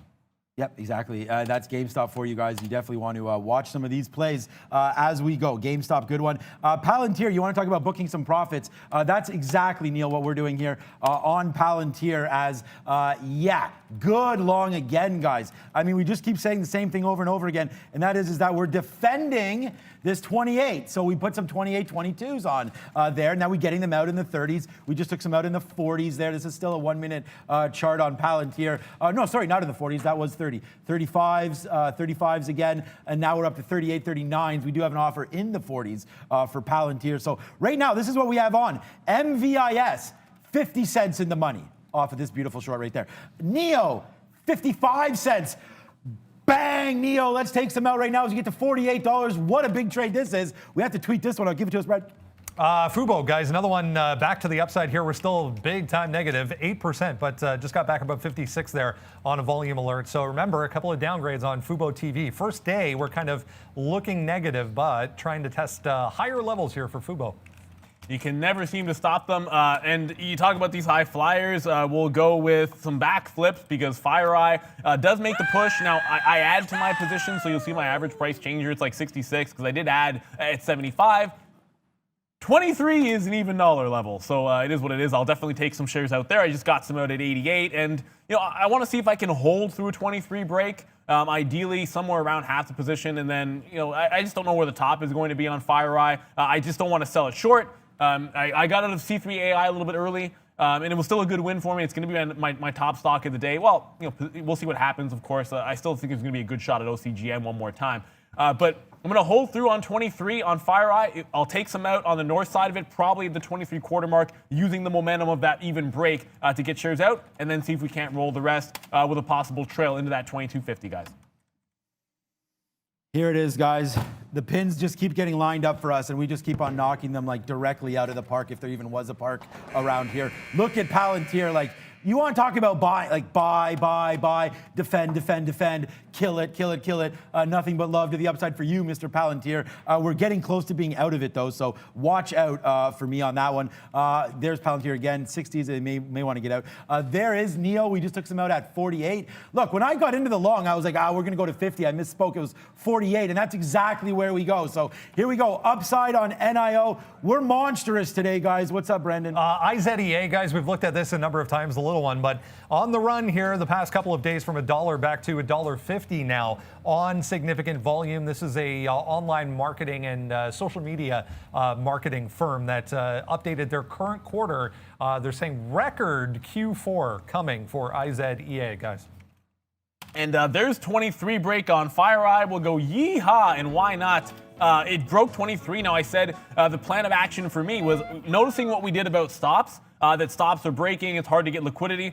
I just threw an offer on the other side of 23 all the way up here at 18. That got taken out rather almost instantly here when it ticked to the upside. Stalled out right at that quarter. So 23, 24 on a dime. I'm going to go with a manual trail. Like, I'm just going to watch it here. If it does pull back into like 22, 50 to 60, I want to see what the bid looks like. But I'm trying to hold on to the rest of this FireEye for a bigger move. So if 23.50 goes, probably looking at that 24 range. Let's see how crazy things can get with FireEye. It's already been a pretty solid one. OCGN, while that was happening, I did miss an opportunity. I was taking shares off below VWAP here in case it bounced back up, and then I could roll into 225. It just went right to 225 and then started coming back down. So I have what I have up from this previous trade. I'm not going to add to it. That was a shot to add into it and scalp like 5 or 10 cents because I missed it. It is looking strong. It wasn't 175 that was the support. It ended up being that 185 level. It has to test the top now for me to add more shares to the short side unless it breaks the bottom. So we got Sundial. We're holding on to FireEye if we can. And C3 AI is the other look that I'm watching. It's still grinding higher. I'm trying to be patient here. I wanted to extend hopefully into this 170 area before I take another crack at it. Of course, it fell rather fast. It feels like the bid is just not there when it starts to go to the downside. But you got to be patient, because it screamed up $8 off of the open to get into this short. And the only way in was on the way up, not the way down. Guys, yeah, I mean, today is this kind of day. I just tweeted out that we're having a monster day, and I hope you guys are as well, man. Yeah, there's that XL fleet going, but there's Palantir. We just took some more out right there. We're super, super light now. We're back down to like, we have 20%, like 20, 40, 60, 80, 1. We have about 20%. So the math doesn't work exactly, but we've been taking some out. We didn't take too much out there. We were actually waiting for this VWAP move. So I'm thinking right now to get some more out of Palantir is probably a decent move as we're trying to break here. We'll offer 67. There it is. Just got filled there at 67s, as you can see on our time in sales right now moving around. That's a nice little trade there. Neo, though, does break through 48. Now is looking to come back. So I'm going to get out of this if it does break. We've been holding this one. This has been a monster trade for me. Neo rockets to the top, not the top of my board, but a good little trade. We're going to see if it keeps going higher. I'm just going to use this little area. What is this here? 47.70 break. We'll get out of Neo. But right now, this is a 55-cent winner, 60-cent winner right now on MVIS as we're still testing bottoms, and then Palantir. So we have a bunch of, all of these are 50-cent wins right now. Palantir, Neo, MVIS, and then check out our Nikola trade. Bang, bang, those shorts. I mean, right now, guys, we're 6 for 6 on the day with 143 fills. 143 fills today. Let's watch Nikola. I still think we could break 15, though. Fubo is bouncing right back into this is the short we tried yesterday off that 58 level. It's also the pre-market high here. Well, right before the open, 58 is the level to watch, and higher than that is going to be that 60. But I'll see if I can't jump into something right here, right now. Forget about getting 50s. You're going to have to get a little more aggressive with this to catch a bit of a fill. So I just got 38s. I'm going to take this one to 58. I wanted the rollover. I did try it once. I didn't get it on the way down. But just to show you the kind of gap fill that's in play for Fubo, and the reason why tighter stops, I'm trying to wait till it gets really close. The big time short interest on Fubo, it's like 24%. Brendan will correct me if I'm wrong, but I think it's around that number. So it's heavy enough that you don't want to get caught in a squeeze. This is what happens when levels break on Fubo. And it's already put in a $5 retracement. Still down 7%, despite the fact that you just saw on the chart here, $5 move from the bottom after a double bottom in the morning. I'm into Fubo for the second time. We'll see if we can make that coin back. If we get a retracement into VWAP, that's fantastic. Take a couple of bucks there. I think it has even more room than that to go, however. Yeah, and Randy, what did you do? Valeria can't feel her face or her hands. I don't think I can either. She's got a big jacket on. Let's show Valeria if we can. Jacket? She's here all. I don't know what's happening right now, but it is colder in here again. What is it today? It's 3 degrees here in lovely Toronto, Ontario, Canada. Let's hit the. There it is. Let's hit the Canadian flag for all y'all right now as we go. But yeah, it's a little cold in there, as you just saw there by Valeria. I wanted to look at the likes again. I want to have a quick little look here. 7,000 watching. And if you're watching, look, it's a completely free show. We love you guys, but if you can, turn this guy blue. I keep saying green, I don't know.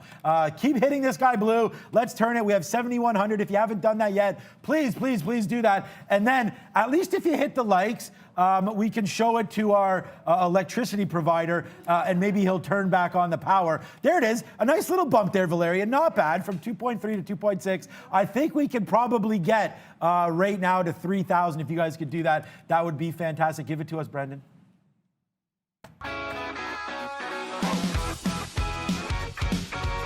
Hey guys, yeah, let's have a look at some small cap names we were discussing in the pre-market this morning. The first one, Lizzie, little electronics maker for cars. Even Lizzie getting into the EV world. 450. Pretty easy structured trade here. 450 was support on the way down initially. Bounced off 450, got below it, consolidated below 450. Big flush on the open there, down to $4. So a nice little look for Lizzie. You can see 450 over here. The first pop we had going back a couple of weeks was a decent level for Lizzie as well. The guys have been over this a number of times. I'll show you what I was looking at. 860 was a bit of a consolidation yesterday, came down, touched 860 here in the afternoon. We actually opened below it, or sorry, above it, got quickly below it, and then came back up and tested that 860. So gave you all kinds of opportunity. 850 to 860, all the way down to $7 on MVIS. And I mentioned this one, if I can shift over here one more time. I mentioned this one a couple minutes back. Vivo Power here, VVPR. I was watching this in the pre-market as well. $11 up here was a decent level. If you go to the daily chart, it just never got up to anywhere close to that. You could have taken a shot, but already kind of slowing down as far as the volume is concerned for VVPR. Guys, back over to you. So I'm going to have a quick look at GameStop in a second here, and the 2250 is certainly held. Also, Fubo has not hit my first target. I want to get some out. It was half out on the way down to VWAP, but I'm just noting, look at this drop into GameStop here, and look at these sort of candles. You get it's completely insane, sort of the moves that are happening, and liquidity is going to be a bit of a concern. However, if you're patient and you look at the levels and you have the prices that you think there's going to be a bit of a liquidity to actionably take some trades, that's going to be important today. And the reason I'm saying that is we go over the watch list. We start at 8:30 and not 9 for that reason, so that we can have some things that are on our radar. Like if you weren't looking at some of those like bounces in Palantir or trying to actively get short on an AI, you're just not going to get those trades unless you have them planned in advance. Reacting today just doesn't feel like it's going to be the way to go. Speaking of that, Fubo, I just did get half out here, and I was going to try and hold more of it for the break all the way into VWAP, but it snapped back. And when I saw that happen, I'm like, I cannot let this. It's a 19% short interest. Brendan, correct me there. It's not 25, but still, it's big enough. I can't sit there and look a gift horse in the mouth, especially if it's going to be on this stock where I already had a bad read the first time I went short. So if I take less in terms of a winner, I'm perfectly happy with that because I'm trying to avoid getting run over by the freight train the stock has been. I still think there's going to be multiple opportunities to fill in that gap. It just might not be today the way it's already bounced. Yeah, we're not, I mean, and that's the other thing too. It's 10:22 on a short Christmas week. You got to watch out for volumes today, obviously, and a lot of the trading may have already occurred here on the day. So just watch out, watch your positions. I don't think there's anything to be worried about per se, but you got to just watch out for liquidity. It'll be traded a little differently than you're possibly used to on a day like today. So, but whatever, look at that level. I mean, you want to talk about something, we'll just hit a cowbell there because it bounces off of our 47.70. Which is where we were going to go get out of our position, and now we go to the high side again. I think 48.12, something like that, probably a decent out right now. 48.05, 48.04. We are in the money quite nicely, and we still have. I don't know if you still have this, Neil, but MVIS right back down to the bottom. This is exactly the trade that we wanted. Like this is hammer time. We would have been up monstrous if I didn't get out right there, but that allowed me to average in actually even at better prices. I just wish I would have averaged in plus that, and then now we're back to the downside. So I'm watching MVIS. I think this is a good spot to get out. 734. We preach risk management on this show, guys. You know that. And again, we can't be. It's nice. I'm 6 for 6. It's been a big day for me. Made back what we lost yesterday. But the point on this is you can't give back everything at all times, right? You got to sort of trade accordingly. Not everything's going to turn into what we call raining down some cash. So, but when it does come down here, pay your bills, man. Pay yourself first, and then let these things run. Like MVIS, boom. Let's just go siren on this one as we continue to make moves down. Watch out for this $7 level. My out's going to be right here, though, 734, guys, MVIS. Yeah, I'm going to be a bit, I'm not sick to my stomach, but 650 was a level on Tesla that I like for a pullback. It got to 48, and if you've seen me trade this stock, I try to have a sort of a tight entry point to that level if I can get it. This is not going to give me what I was looking for. So yes, there is a $5-6 retracement. It is off that general level. It's just I didn't get that entry, and now that it's testing it again, I'm not gonna double dip. You either get it the first time I found with Tesla, or you walk away and look for a better price. That's what I'm gonna do here on Tesla. Fubo bounced off of my bid and then ran back to the upside. Still $1 in the money. I need more than that. I wanted 55s. It's at 56. Brendan, what's up? Another one that's been on the run of late, just popping up here. Another SPAC for you as well. Longview here. LGVW, 11.8%. Just past couple of minutes here, popping up through 19, which was that resistance off the bat. So volume coming back into Longview. If you remember, we mentioned this one yesterday on a big move as well, from 16.5 up above 18 for LGVW. Too many SPACs. We're just going to keep saying, I'm just going to tweet this out. Thank you, Neo. As you can see, look at this, man. A big move to the upside there. We'll tweet that out, and it bounced off this 47.50 level or 47.70 level so beautifully that we'll just say thank you for that one, and then just watch it continue to go to the high side right now. I think we could probably get out if it comes back down to 48, but let's just let Neo continue to go high as we love this name, guys. It just keeps on making money for us.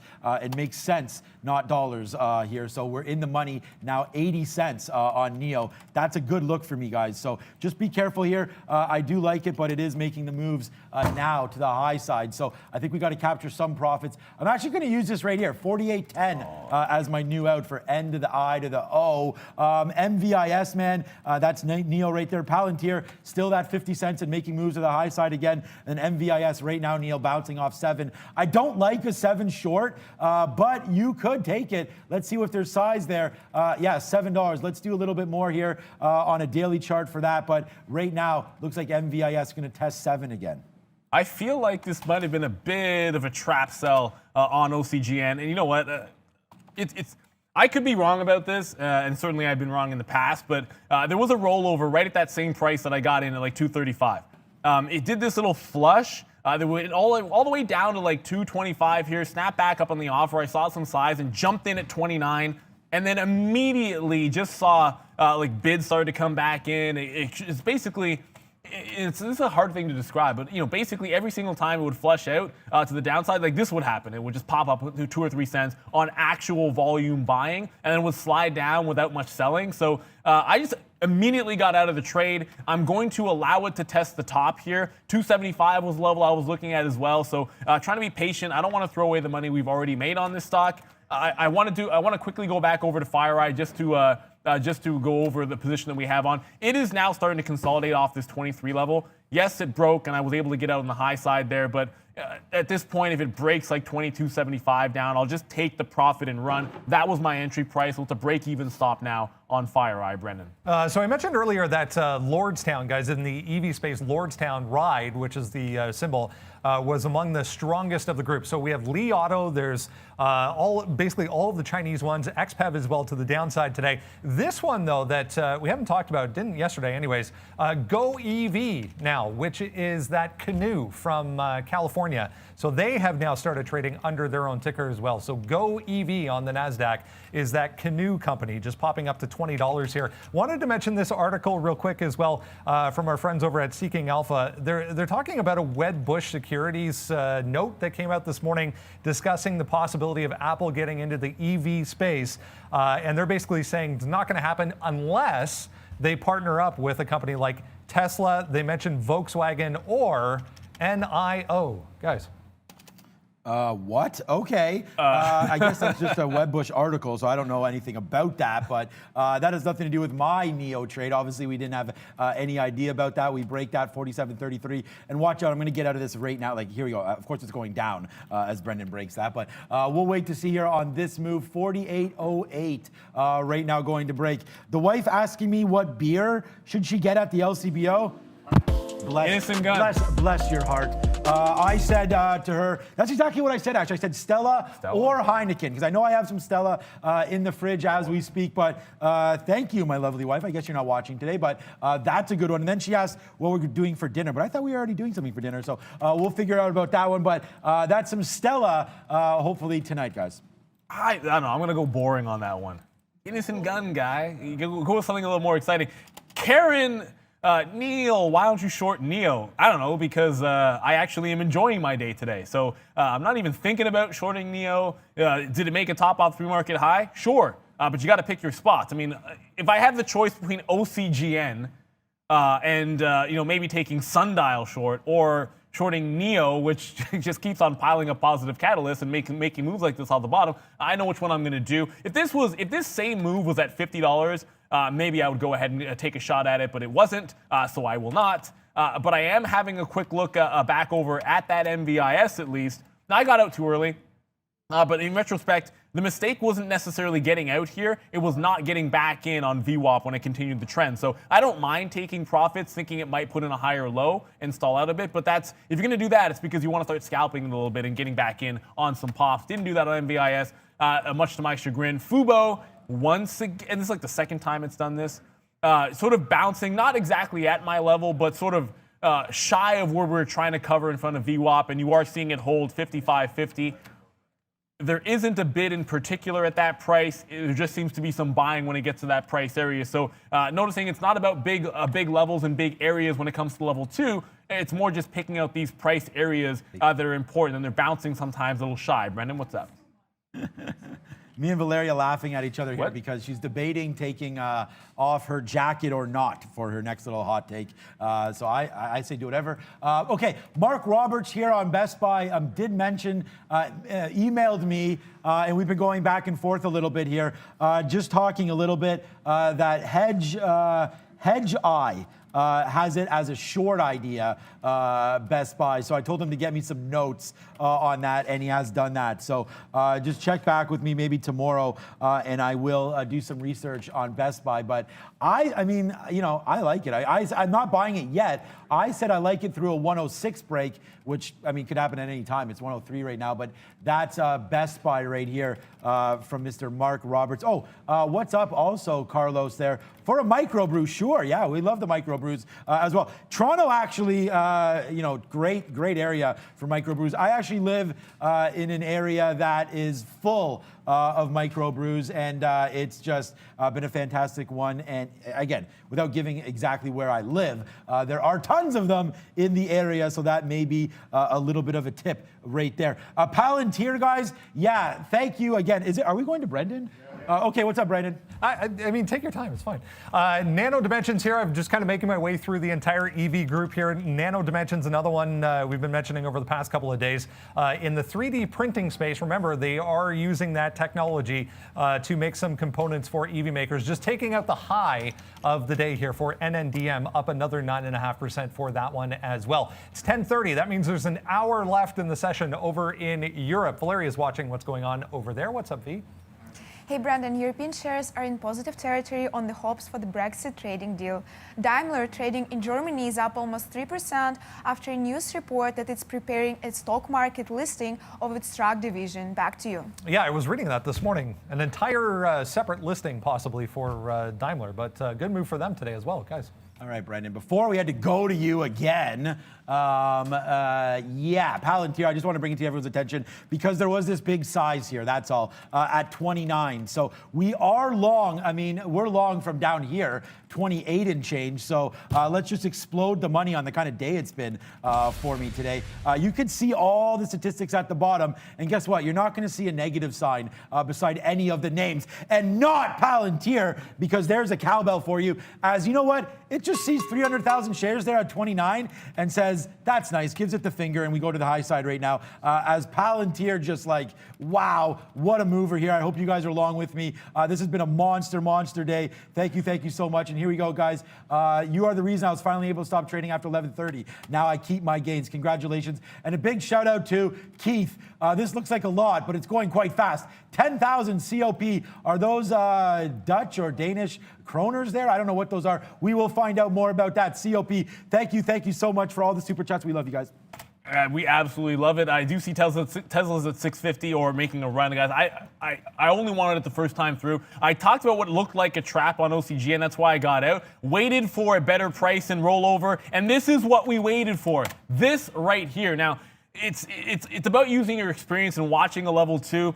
Patience is a virtue when it comes to these trades, I've been finding. But now OCGN rolling over. It basically shook out some people that went short. Once they were shaken out here, it did test to 245, came right back and dumped into some more myself. I got to make sure I work out of this trade on the way down to VWAP. It didn't get to 175 like I thought before, so if I really think it's testing 85 to 2, it's probably going to base out here at 205, at least in the short term, maybe even 210. I can tell you FireEye has stalled out, only about 25 cents in the money. I moved my stop to break even. That's all I'm going to give it.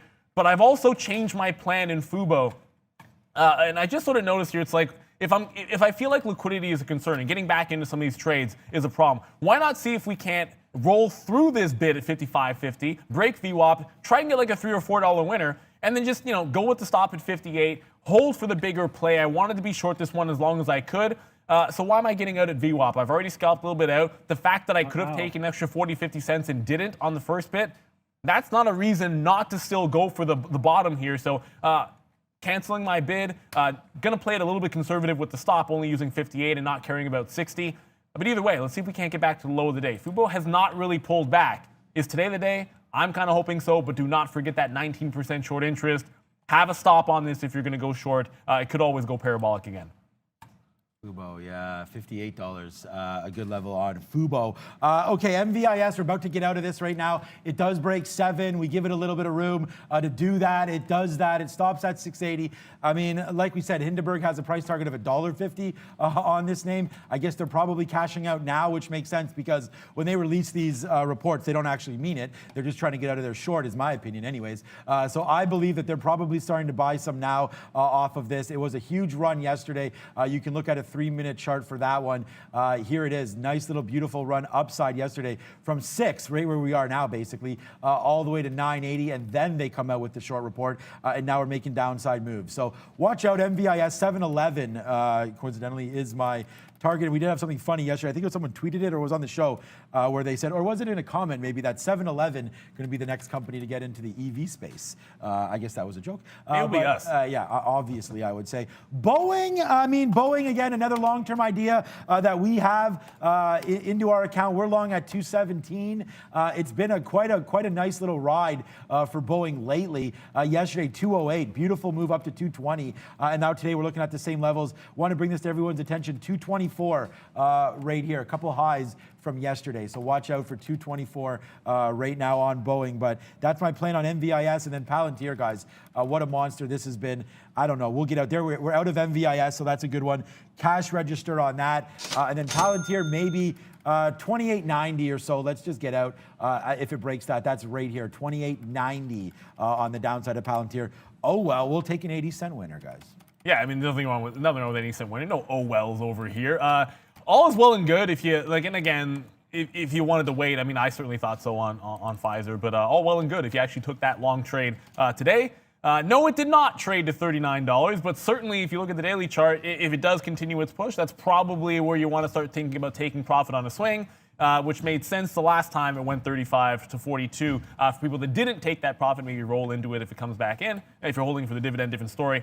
I thought maybe we get back to 35 at some point. It does feel like it's making a bit of a ramp, but it's this level I'm now watching, 37.60, yesterday's top on Pfizer, and then you go to the session before 37.75. So that price area for rollover looks pretty good to me. Ignore that wick. It never traded to 39. Those are the tops you should be paying attention to. It is 10:40. We got to do our sector watch. Let's go to Brennan.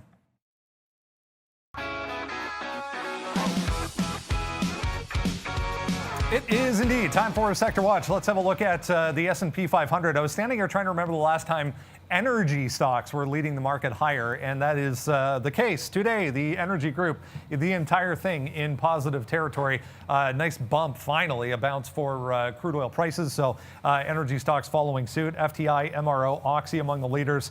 6% plus, including Devon there.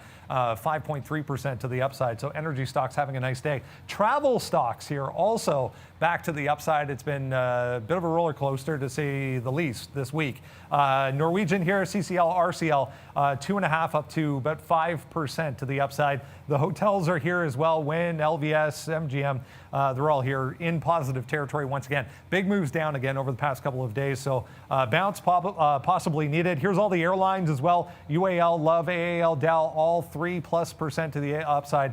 Alaskan there as well, 3.8%. So industrials are higher. Consumer discretionary is kind of on that break-even level to the upside a little bit.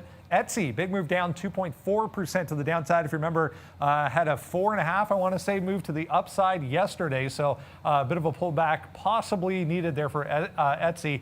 Expedia as well, again, another travel name, 2.5% in positive territory. Some of the retailers and consumer durables names popping up here as well in positive territory. So a nice look for those. I'll flip over here and show you the banking group. It is positive, but it's actually the energy group that's leading today. WFC, Zion, CMA, all about 3%.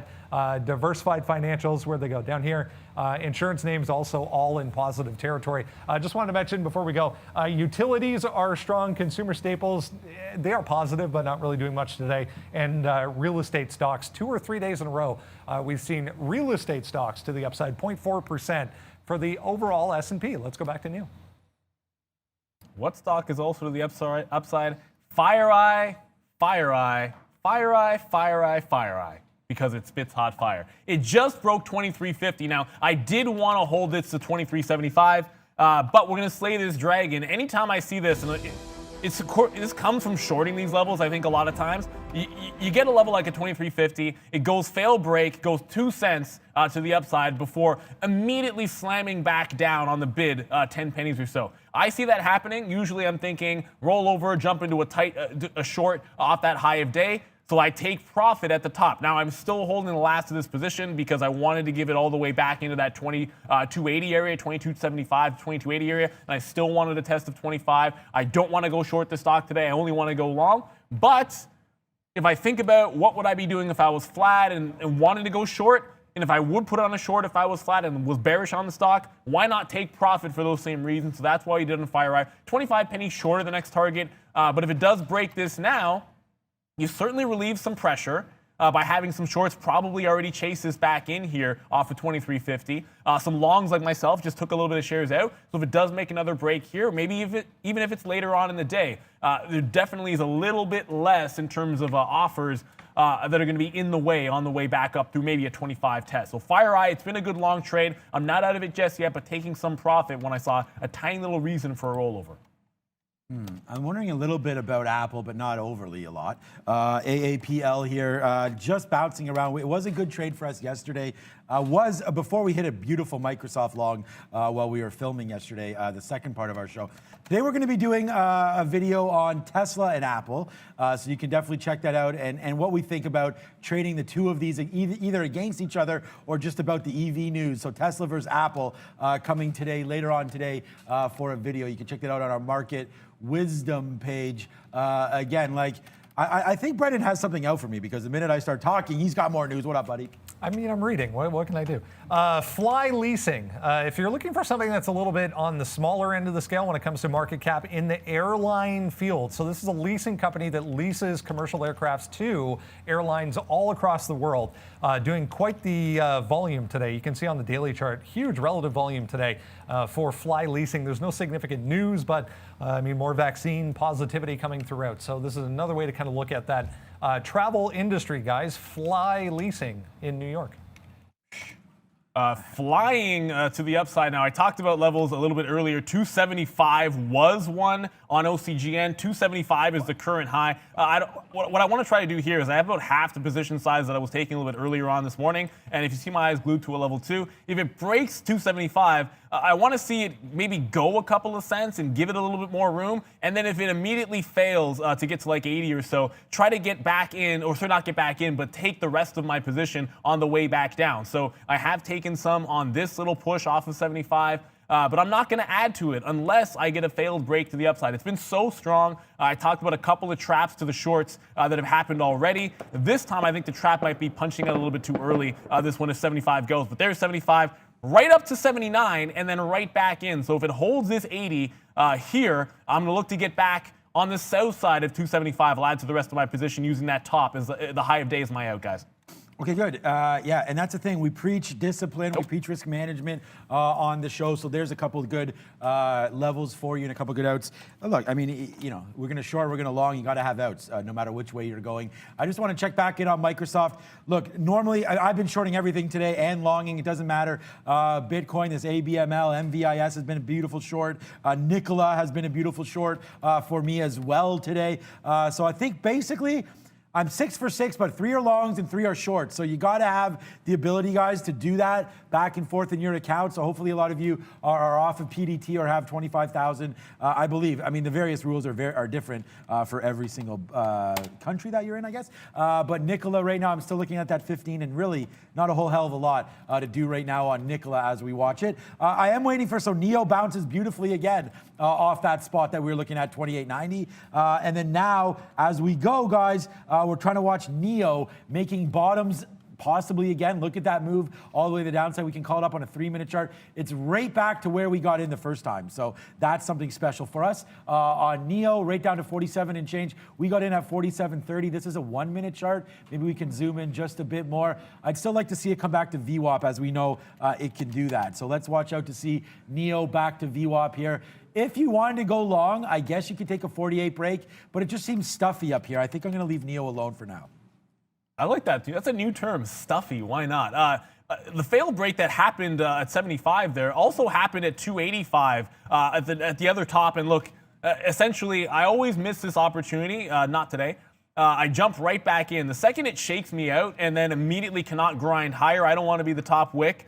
So I jump into position again, but this time I get 76. I've already scalped some out for a 10-cent win, only a quarter of the position. I think at some point this is going to come back and give you like 230 to 240, where there was definitely some chop. I want to make sure I have something on board if that's the case, but it's still trying to grind higher, this OCGN. But it's all about taking paper cuts on the hits and then taking the bigger wins to the downside if it comes in, if you're shorting it.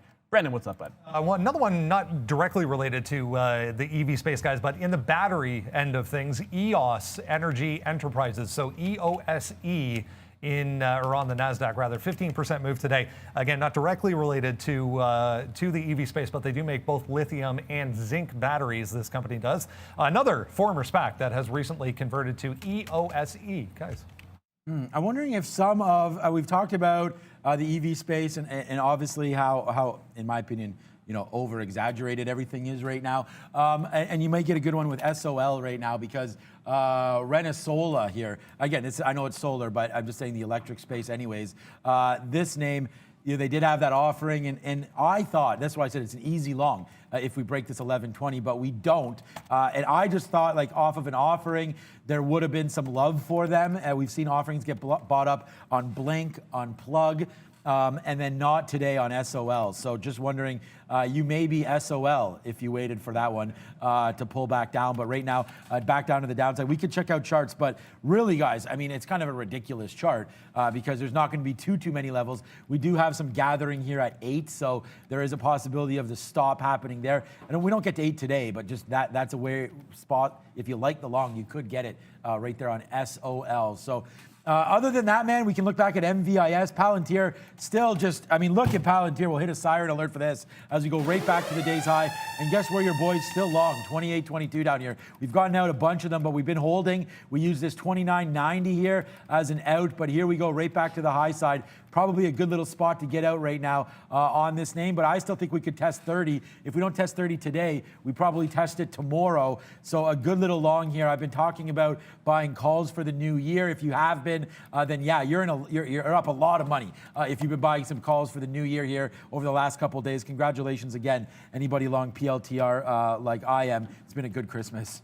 Yeah, and approaching $3, so we scalped the 10 cents out on some of that OCGN. I'm reloading in front of 3 here. It's a big level. There's actually 60,000 shares on the offer, so a little bit of a level there. It's 600,000. If it was 1 million, I'd probably jump into a few more. FireEye, guys, it's about to retest the high of the day. I want to hold through the high break and not take it out, but got to watch out for 3 on OCGN. If it breaks, going to walk away from the short until it comes back to the south side.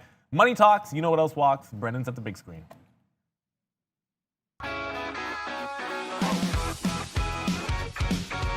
Hey guys, yeah, it is currency time. Just reading a lot of rumblings on the interwebs right now about the British pound and a Brexit deal that could be done. A lot of people saying within hours. So just a heads up if you are trading the currency market. Yeah, the British pound already up 1.2% today. You can see back above 135. If that is in fact the case and the deal gets done, expect that high to be taken out very easily. So 136.2 up here for the British pound. Already, as I mentioned, up 1.2% today. Everything else nicely higher as well. The euro, the CAD, both about 0.3% to the upside.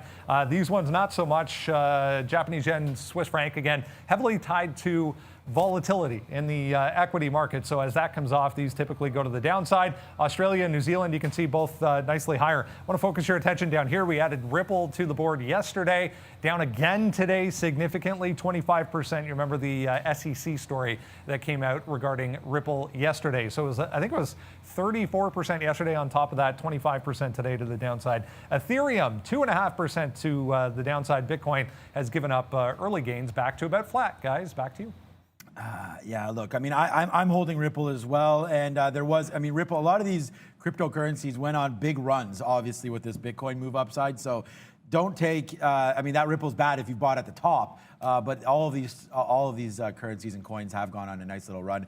Silly me, because this was once again another top. So we're going to watch this. If this breaks back down below 29, well, you know what? Might as well. What the heck? We're still going to give it to this bottom. Let's see if we go 1 for 1, or sorry, multiple times on this bottom, calling this bottom right now. I'm going to get out, though. If we come back up here, 29.25, I'm not going to look this one in the face again and just try to get out of that. So if we come back up to 29.25, let's get out of Palantir. We've enjoyed this one a little too much today, I think, and to the upside. We only have 10% left, so it's not a huge position, but money is money, and we want to take it out at the right spots for you. So again, like 1, 2, 3, a couple of highs. There's a 1 minute chart, and then again a high there basically before fading. We make the high there, then we go up side, and then now we're trying again. So I'm going to put an offer here to get out. I think we've, we've danced with the devil a little too much here on Palantir, and it's been a good day. We were negative yesterday. Today we're back with a vengeance. Yeah, FireEye is going absolutely ridiculous here. Of course, I got to watch OCGN because if it breaks, I'm able to scalp like 10 cents off of like these little pushes to the downside, but it looks like it might break 3. I'm going to walk away. I had 275, 3 is the psychological level. If it goes above that price, I'm not working off anything. I'm hoping for a halt on OCGN at that point. But FireEye, it's about to break 24. Now, I sort of just threw out $25 because, look, it's a 22.50 break. 10% from there, I mean, you can kind of do the math. And there goes FireEye. So I'm going to be out of that one. We'll walk away from that trade until it can come back and then maybe hold below 275, maybe test higher or go get some kind of a consolidation that I'm going to be playing with. I do like the short, but FireEye here, it's all about it's just psychological levels. 10% up from the breakout gives you that 25. It's already made such a sustained move that you can sort of throw out anything when it comes to anything. And when it comes to real levels, there's no prices that you can watch up here. So trying to hold on to it, it's $1 in the money, but I think we can get a little more than that. I have a break-even stop on it. FireEye just did a failed jailbreak at 3 and went to 305. You might see me dip into, well, I'd say like a third of the position back in because that's a bit of a fail break look, but it's done it before. Below 275 for sure is going to be a short on that stock, but I'm trying to be at least a little bit patient with it. I still somehow have FUBO, and I don't know why this stock. I have no idea why this is not rolling over a little deeper. Actually, I do know because there's probably too many people short, and there's just these invisible buyers that have been stepping up. At least there was one at 55.50 to 55.60. So it's either going to be home run trade or break the top. There's really no point scalping it here. If it does break this buyer, really good chance it tests a low. That's why we moved our target downside here to take $3 or $4. And the stop is still going to be up at that 58 area, risking about 60 to 70 cents plus slippage, which on this day, probably twice what you would have expected normally. So if I thought 10 cents, probably about 20 to 25. Okay, I just wanted to show everybody here what Bitcoin was doing because we are starting to go to the downside now on GBTC quickly. Or not, GBTC is what you can trade. You could also trade Bitcoin futures here at Day Trade the World. But this is since Brendan's talked. Basically 24,000 rejected down to 23.5 again, and a nice little move downside there. So we do want to check that out. Here comes, Palantir does come out. Okay, so it does break and we get out. So, okay, we'll do that. We'll hit a slap shot. Palantir, one of my #1 stocks today. I'm sure you guys can see that on the board. We did put an offer out here to get out, but obviously that does break. We should have got better on that, so my bad there. But for those of you that watch the show, you know that should have been a good level to get out, and I hope that you guys did do. Okay, now this is personal. What's up, Brendan? What can you do? American Airlines, guys, AAL 4% today. Already having quite the day. It's consolidating above 16 here, but just saw notes saying that American Airlines is going to move forward with plans to recall furloughed workers. So it's going to be a staged process that they're going to do that. But starting to bring back people, American Airlines is 4% today, guys. Oh, that's certainly worth a look. And it's obviously good news for them that's going to be happening. I did get back in. It's happening almost too fast to talk about every single trade, but I got some 90s on the way back down, and now we're testing that 75 area. So I took some out, obviously, because I thought that was going to be the next area of interest. If it can go anywhere sideways, I'd love to build something a little bit better off consolidation. It just hasn't happened. So scalping here for 10 cents and then for the next 10 cents seems like the way to go. You get these vacuums. We did a video on scalping. If I had it, I'd actually hit the key for you right now. But one of the things we talked about was hopping from island to island of liquidity. And that's one of the things that you look to do. Like, why get out in the middle here at like 76, 77 if the next chop point is going to be 5 cents lower than that? So you might as well take the extra money and run. If it's just going to grind, it's going to slide through those prices and grind through the actual liquidity. 75 was what we talked about. That's why we waited for some at that price. If it does break there was some other chop here at 60, which was this level. Post-halt, 262 top. Definitely take profit in front of that if you're looking for a short. If you're bullish, not a bad area to have a stop on any kind of a long trade here on OCGN, which I thought 500 million on the day. Nah, 500 million in volume before the end of the show. Yeah. Again, some of these names, guys, just off right now. Yeah, lots of volume going through here, and yeah, nothing to be ignored. That is for sure. As we wait to see what is happening here, this ABML just is going down on me here, so we'll have to wait. That didn't sound good.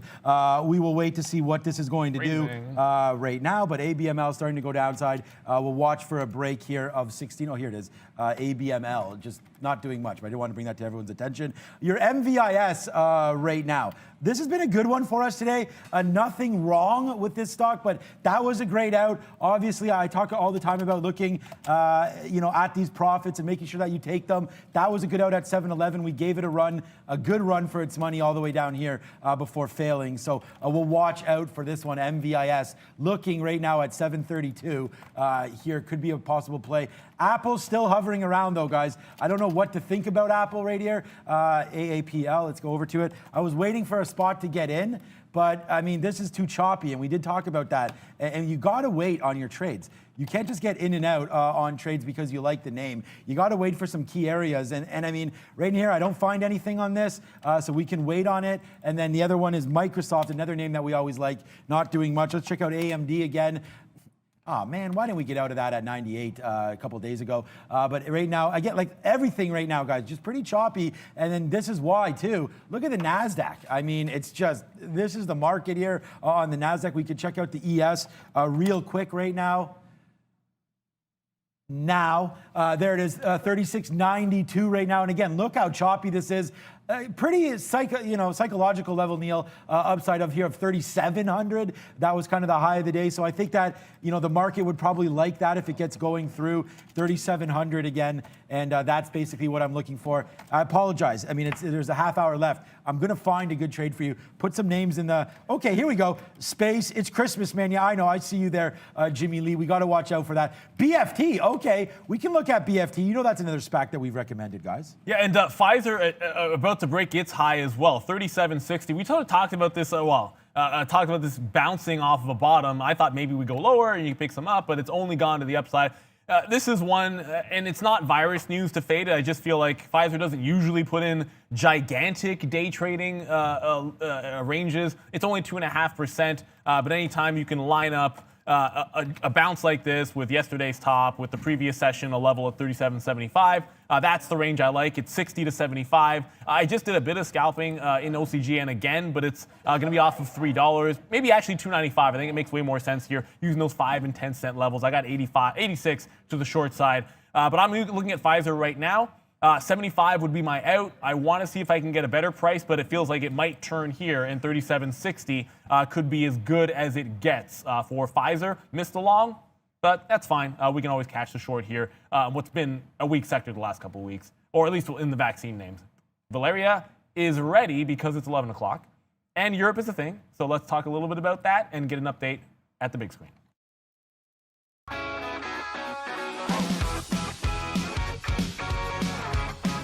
Hey guys, European shares are mostly in a positive territory after the report that Brexit trading deal could be reached later today.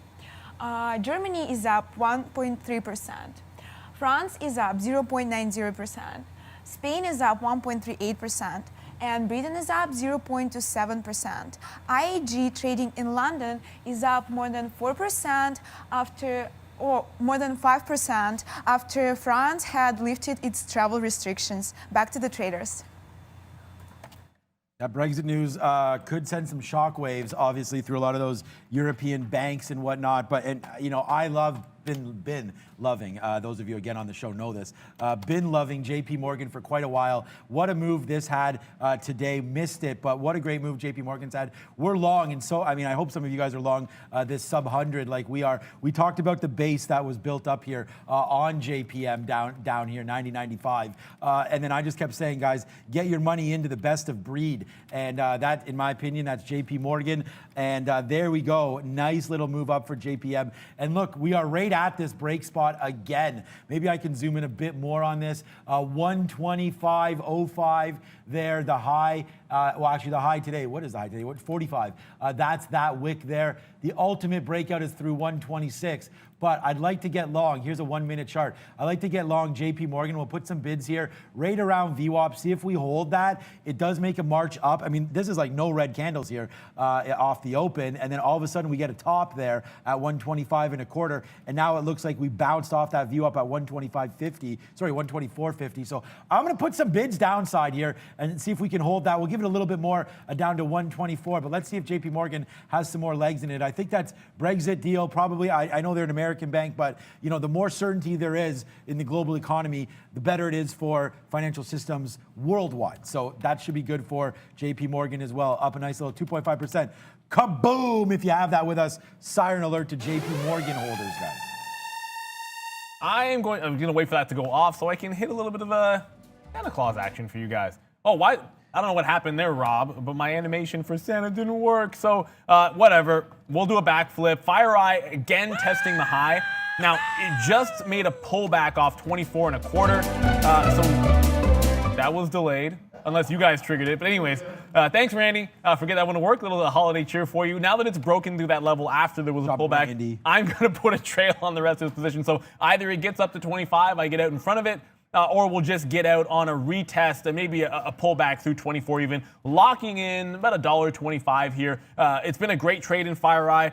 We're talking about two entries here with a 22.50 pre-market break. But we also liked 75 as a level. And of course, that was going back to yesterday's high. So two ways you could have got in that were sort of obvious to me on a technical level. And no reason to go short. I just never felt the short on the stock at any point. Only longs. But let's go to Brendan. He's got something else for us. Lots of names. We haven't talked too much about cannabis names today, guys, but there was actually one that reported earnings, CBDMD. Better than expected, right across the board. Digital sales are talking plus 5% in the quarter. Pet brands, so they make CBD products for your pet as well to the upside. Why CBD? NYSE ARC exchange here, 13% move on the day. Decent volume behind this for why CBD. Why CBD? Why I hit that little thing there? There's the dancing Santa again. Why do we do that? Because again, we love the pet space, and we've been talking about Chewy for a hell of a long time. And again, if you're just joining us for the first time, welcome. I'll try to give some longer term picks, but if you follow me on Twitter, I was talking about this with Daniel Shea for a very, very long time. We've been all over Twitter, or all over Twitter for sure, but all over Chewy since who knows when. I'm going to say I'm long off the IPO, and that's why I want to get into BarkBox, which is down here, $35. I think I checked my position the other day. I think it was 34, 33 on Chewy, but I have been dumping some, that's for sure. And now I think maybe it's time to roll over, but look at Chewy, man. Huge upside right there, and then you get that story from Brendan there about CBD and talking about pet products for cannabis. I laugh, but I mean, whatever. I mean, pets, you know, they have problems and pain and everything like that. So CBD, look, I mean, it's working for humans. Why not work for dogs? Randy has quite the dog as well there. How big is your dog now? 150 pounds? 138. 138 pounds. And how old? One, just turned one. Merry Christmas and a happy birthday to Clyde there. What is he again? Great Dane. I keep saying Dalmatian, like I'm in this Christmas thing. Great Dane for Randy. Maybe if you have a picture, Randy, put it in the chat and I'll show everybody. But I'm a dog lover, and so is Brendan. Neil, I don't know if you love dogs or not. I know you don't have I like one. other people's dogs. Right, other people's dogs. Not necessarily one going to be in my home. Well, you know what? I shouldn't say that because that determination will probably be made at a future date by my daughter. So she tends to get what she wants. So if the day comes that she asks for a dog, that's probably the day that we'll actually have one in my household. Going crazy over here, and I don't usually approach 200 executions. You can blame OCGN for that, and if there was a way to clean up this chart and still show you the positions and the trades I had, believe me, I would do it. But yeah, so I'm still short here. I talked about this, taking those like the cuts every single time. So it broke 280. We got out. We got back in at 3. This one's one that hurt the most because I really had the most conviction with the short off of 290 at 3 even. So to have to take that one out on the fail break at 05s, I did get back in here. Still no VWAP retracement on this stock. Still no retest of that 235 area even. So it's an upward trend. And that's sort of the thing here. I know it's going to be a fantastic pullback but it is still kind of breaking out if you want to look at it from that standpoint. So still have to have tighter stops. Yes, this current short looks like it's pretty good.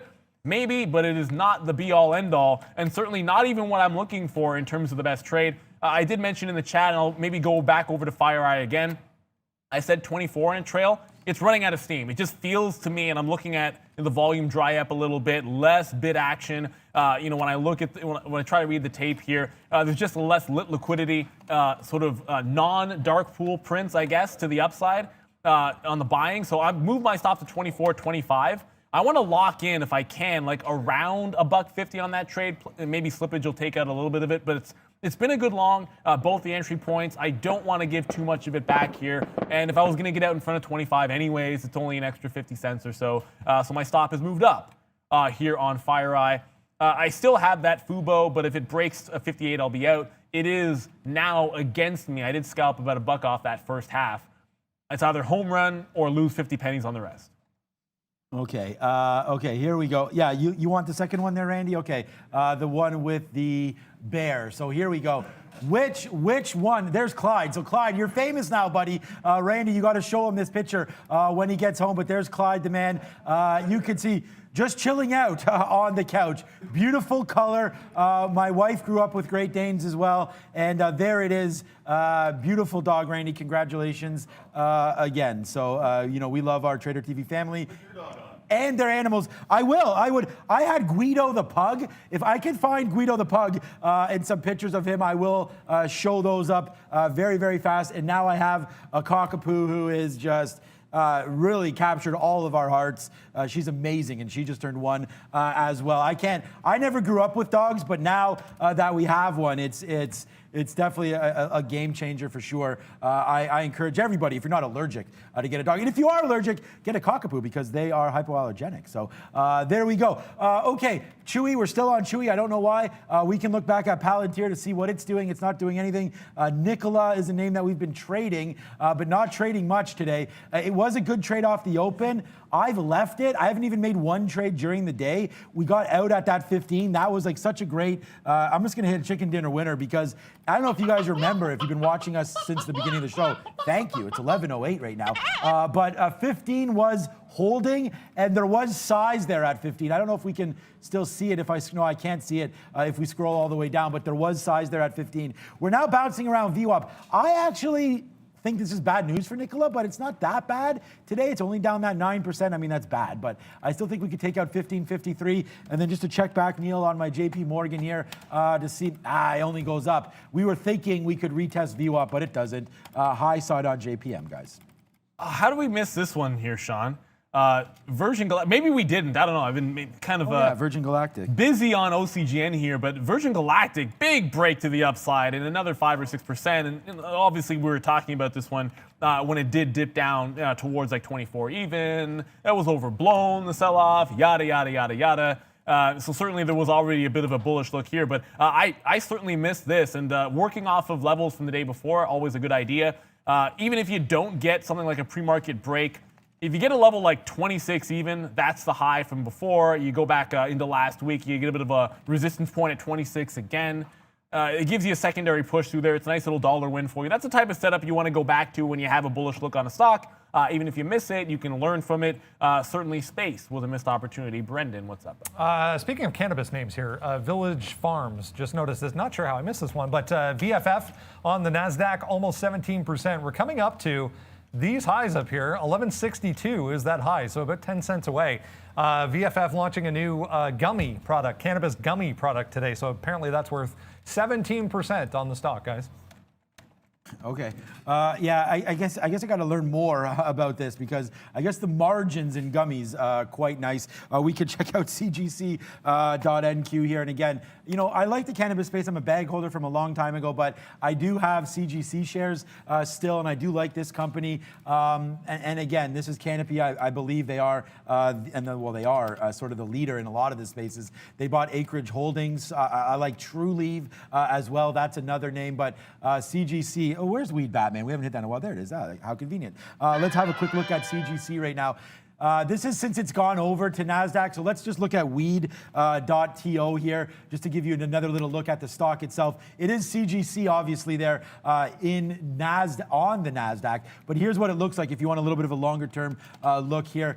On the stock, but 38 high. It did a beautiful bounce off of this area here. I've spoken to my father recently about this. I got him on it back down, I guess it was near the election time, so 24, 25 down here, and now up to 38. So I love that bounce off of this 50 period to 31 and change. So I think it's upside now for a lot of these cannabis names. I repeat, well, we can look at ACB in Canada, but let's just look at it in the States because I guess a lot of you there are probably holding stock here on the US side. But I do not like ACB only because it's going to give you those wins. There's no doubt about it. It's probably going to move a little more aggressively than the rest of the names.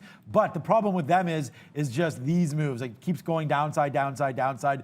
Any sort of move up gets faded. We'll see what it does around the 770 mark. Remember, we had Tilray Neal and Afria merged, so we could check out both of those names. But right now, the cannabis space, to my mind, is a little bit sleepy. Maybe they're on too much of that CBD. I don't know. Maybe they, I don't know. I like that little plug there. I want to shout out to Searching Life. Good look. I know you're talking about FireEye there. I'm actually all done in FireEye. I just took it out. It just stalled out at 24.75, not quite 25 even. So it's a little bit shy of, now the re-entry was at 22.75, so you get almost $2 on that trade. The breakout was here at 22.50.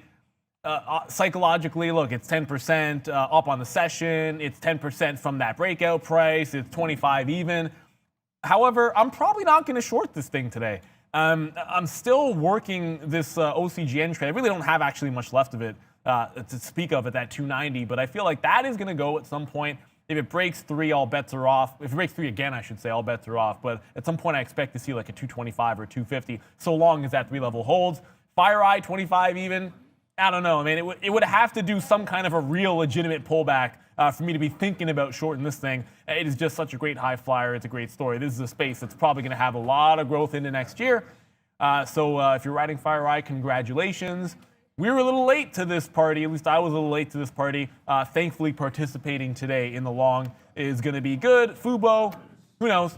That's back to even for me. I'm still looking very binary options. Either going to be a big win and like $3 or $4 to the downside, or this level here is going to break. Under normal circumstances, if it wasn't like a holiday week and I didn't have a bad read on the stock initially, I would consider taking more short here, but I'm not going to compound this. Like I said, it's binary. Either I get out for the bigger win, no more scalping in this thing for me, or it breaks at 58, guys. So some days I would add. Today is not going to be one of them in Fubo. So Guido has since passed along. So rest in peace to Guido, but I did forget that my wife made a Twitter account for Guido. So here's Guido. You want to see my pug. Not the cockapoo, obviously. Here's the pug you can follow at Guido the pug right there. He's won a whole bunch of things. But here we go. This is him with my kid. So my kid is now 8 years old, but there's a picture of Guido wearing lion costumes and bear costumes. So that was pretty cute. Here they are again. Here's Guido the pug again with my main man. So sorry, Randy, but these are those pictures. We will get some of... Awesome. Yeah, he's amazing. I love Guido the pug. And here's Guido, and then you won't get this. Look, if you don't know my nationality now, so this is Guido the pug, and this is Salvatore the cat. Okay, so Salvatore and Guido right there. And yeah, just going on. And here we go. Yeah, this is what I mean. He ranked number 9 in one of these casting calls that they had from Fido, which is a cell phone carrier with that. So anyways, that's Guido the pug. I just want to bring that to you as there he does have... There you go. He does have some fans there. He has 617 followers. Okay, Guido the pug. Good one on that one, but there it is. That's Twitter, and that's Guido the pug.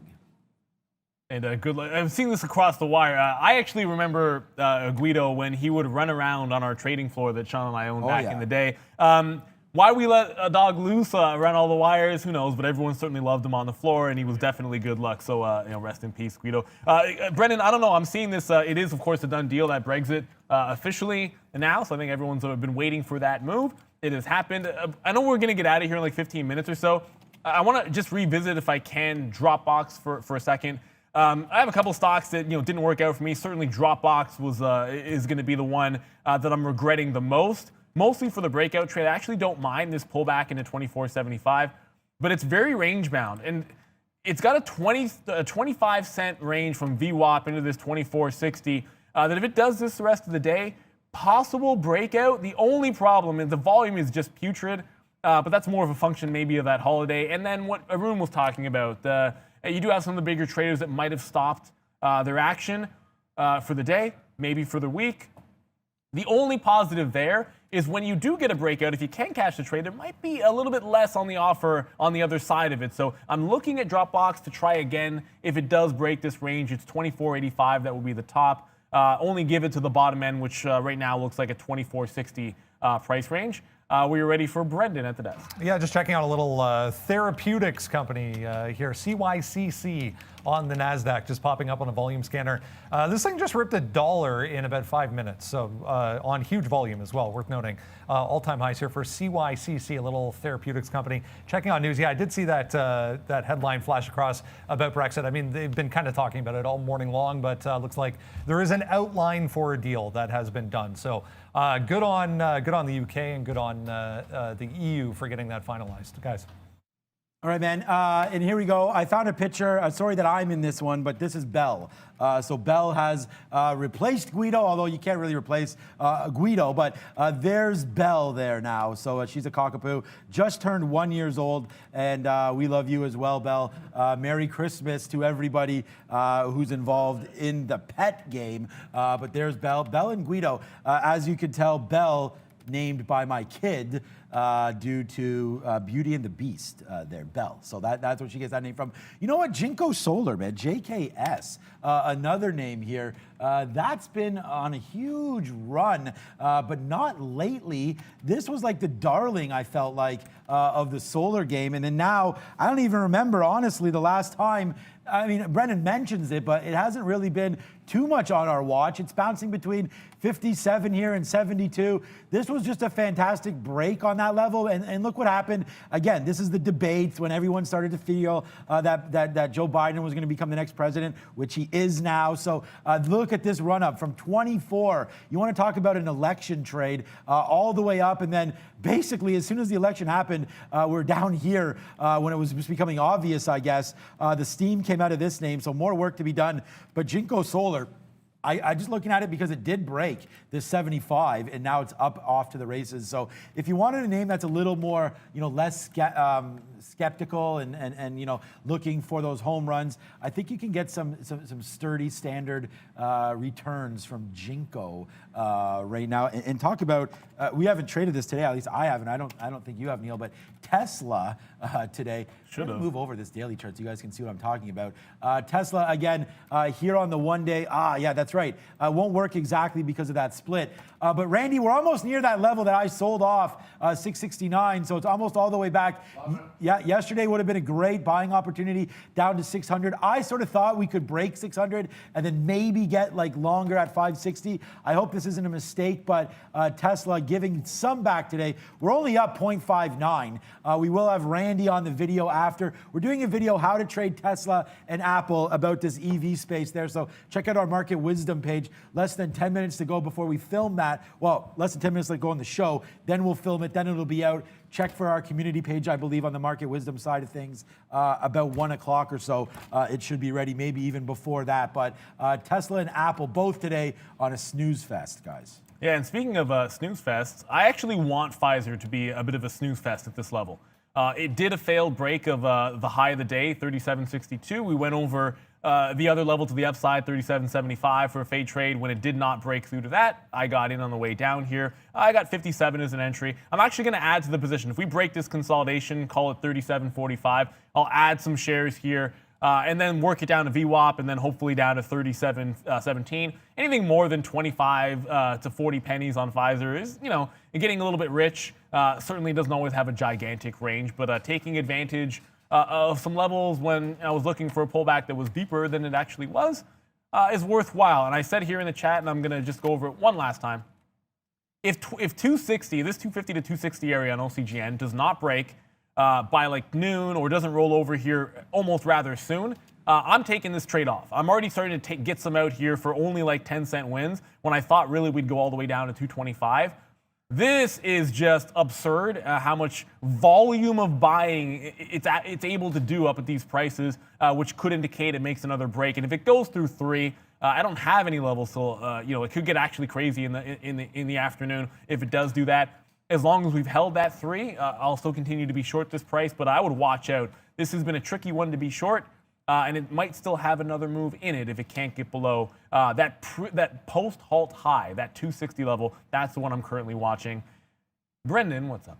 Just checking on this Colonnade. Remember yesterday we were talking about Colonnade, the latest addition to the Ladar family. CLA here in New York is back 13%. They're taking Ouster is the name of the company, Ouster Public.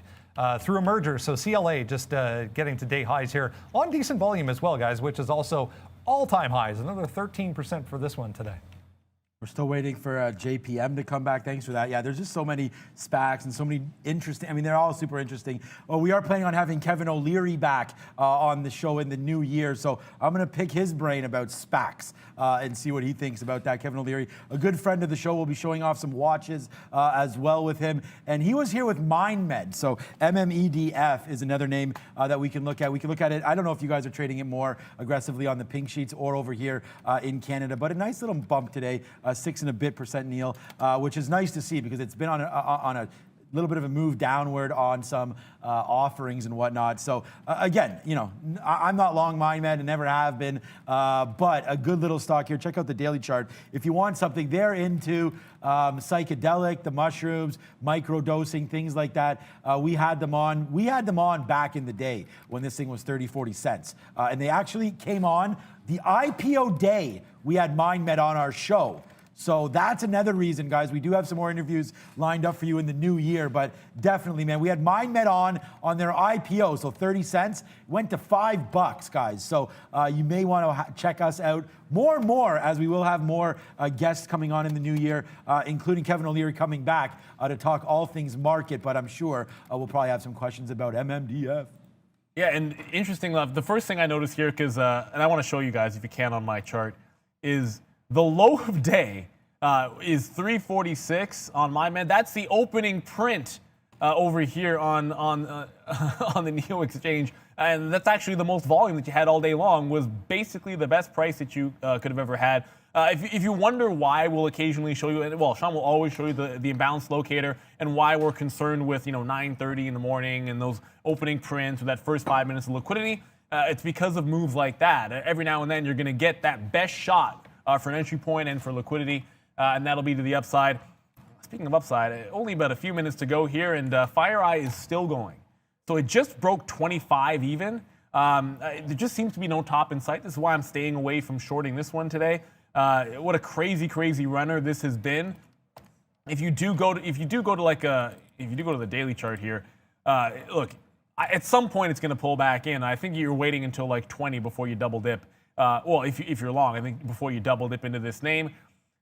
I was ruling out going short, but it's starting to get to that point where if it extends past 25, maybe even to like 27.50 and it gets really out of hand, I might think about it in the afternoon because what goes up must come down. It's already well past 11%, and that's coming from literally $7, and then you go back to the beginning of the year. So it's already been a big time runner, let alone sustaining this move that we're seeing just today, guys.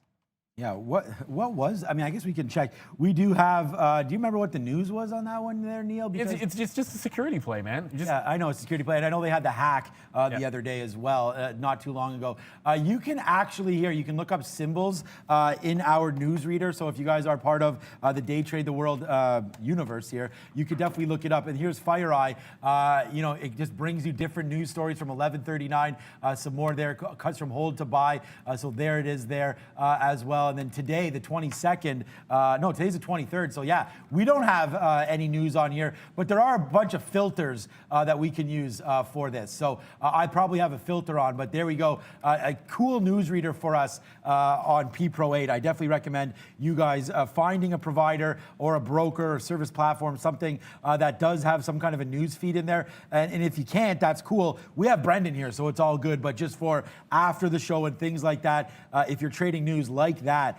And again, like Neil said, no news or not, you definitely want to watch for those moves and then look it up to see if there is any news. I just want to bring Neo up. This is where we got long the first time. It is bouncing off this VWAP. So if you do like this on a 1 minute chart, look, it's 11:25 and I'm not into any other positions, but Neo right here looks okay. If you are long it though, we're breaking VWAP right now. We can look at a quick 3 minute chart. I'm not getting into anything. We're 6 for 6 today, all very, very big. I'm up more today than I was down yesterday, so I'm really happy with that. We made all that back. And then here's Neo still. Oh, look, VWAP right here still, 47.27 on a 3 minute. So this is not, not a horrible spot to get long Neo, but watch out the bottom, man. If we break 46 again today and retest something like that, I would be definitely getting out of some Neo shares. But we're only down that almost 1%. I think this is a good spot to buy some with only 4 minutes left in the show, guys. Yeah, I actually can't believe I'm saying this, but C3 AI just touched $170. So it came all the way back off of a 150 bottom. The crazy thing is I threw out a 150 thinking there was just 0% chance. There's no way you're getting that fill, by the way, guys. It did go down to 151.65, but you would have had to be sitting there just for the pipe dream that you were going to get it. We're right back to that top. 172 was the level, 172-ish was the area stop that we're looking at. So I might take a shot at this one in the afternoon, but wow, it's way stronger than even I anticipated. OCGN, watch out. If it breaks 290, I'm actually going to get out of the rest of the shares that I have. I took out 80% of it on the last short that we had. If it breaks the high of the day, it's probably going to be a bit of a long jailbreak at 305. So if you're bullish, go for it. I'm going to be hunting for the short once it makes that break. We talked about the videos that we've done here, Sean, but there's one thing that I don't know that we mentioned. Correct me if I'm wrong, and it's horrible. Did we not talk about our members Q&A? We have not. We love all of you that are in our community, all of our members. Thank you so much. Of course, as a way to give back, we do a Q&A every other Monday, right after the show. The next one is going to be this coming up Monday. We do it like 35, 45 minutes or so. It's right after the end of the show. We grab a quick coffee, go to the bathroom, maybe a bite to eat there, and we come right back, answer all of your questions. We will all be there. I believe we're going to also be joined by Mark this time. So that should be fantastic. So tune in. We encourage all members to take advantage of it. We have a good time doing it, and it's our way of giving back to you guys. Yep, and winners. Giving back some winners today for you guys as well. MVIS, we can just review some of our trades. We only have 2 minutes to go. We are going to figure out what day it is very, very soon, so stay tuned for that one. But yeah, MVIS short off the open. And again, these are all on our watch list. Make sure you pick that up if you haven't yet. Big mistake for you not to do that. It's completely free. I can show it to you. Where is our watch list? Here it is. Let's just give it to you first of all. These are basically our best, not just our best ideas, but we do talk about these stocks. Palantir, I'm just monstrous on today. It's my number one. My number one stop is MVIS, but Palantir. Clean energy names here. Nikola. We've crushed Nikola today. Anyways, watchlist.tradertv.live. So here's MVIS. Shorting it in the pre-market, man. That's what purple is. And hell to the beautiful bottoms, everything, making that cash on MVIS for sure. Neo not on the list, but yeah, good idea, man. Follow us on Neo for sure. This was a missed opportunity. We've seen this happen so many times. We missed that, and then we take it, and bang, that's $1 winner there on Neo. Maybe one of the better moves. This was the best move, but that was a good one. That's Neo. Nikola, man, short, all the way through. We tried a small 15 break there. Didn't work out. Average. Out then at 15. Great trade on Nikola. And then do we have to really talk too much about Palantir? No, we do not. This trade was obviously a disco ball kind of thing for us today. As I go 6 for 6 today, guys, with 274 fills. A lot of them, various spots. But Valeria, give it to us with only 30 seconds left.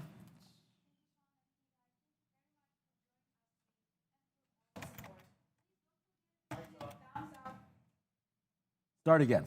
Please don't forget to hit thumbs up. And guys, thank you very much for joining us today and for all the support. We will see you tomorrow at 8:30 a.m. Eastern Time.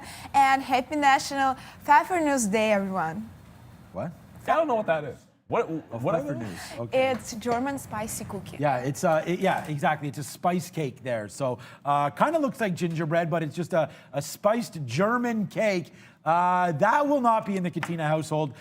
Maybe some fruit cake, maybe rum cake. I know Neil talks about that a lot. And the wife is making brioche. A brioche cinnamon thing that if I showed it to you, you would probably really like it. So that's what she's doing there. Super excited for that. It's going to be a big day. Maybe I can find a picture of it, guys. I love a good brioche. Rum cake, we're already halfway through one of them. I can't actually eat it and trade at the same time. That's how strong my wife makes it. But I don't know what that is. I'm not even going to try to pronounce it. Here we go. This is the brioche cinnamon thing right here, guys. You can see made fresh and then sprinkled on. I mean, it's just so damn tasty. Got to eat less of them. That is for damn sure. But that's a brioche cinnamon cake. It's like a cinnamon bread. And she's off delivering some of these soon to some of our neighbors. So Merry Christmas, Happy Holidays to everyone if you don't join us tomorrow. We are live tomorrow, though, Neil. Of course, it's only a half day in the market, so it should be a spicy meatball. Yeah, allows us to trade almost the entirety of the day with you guys live. And as always, thank you so much for all of your support. We've had a good time trading here. Holiday shortened week, but there's been plenty of action today. And for the entire team, for Ms. V, for my man Sean Katina, for Brendan Wickens, I am Neil Robert. Good morning, good afternoon, good evening, wherever you are in the world. This is Trader TV Live. We'll see you tomorrow.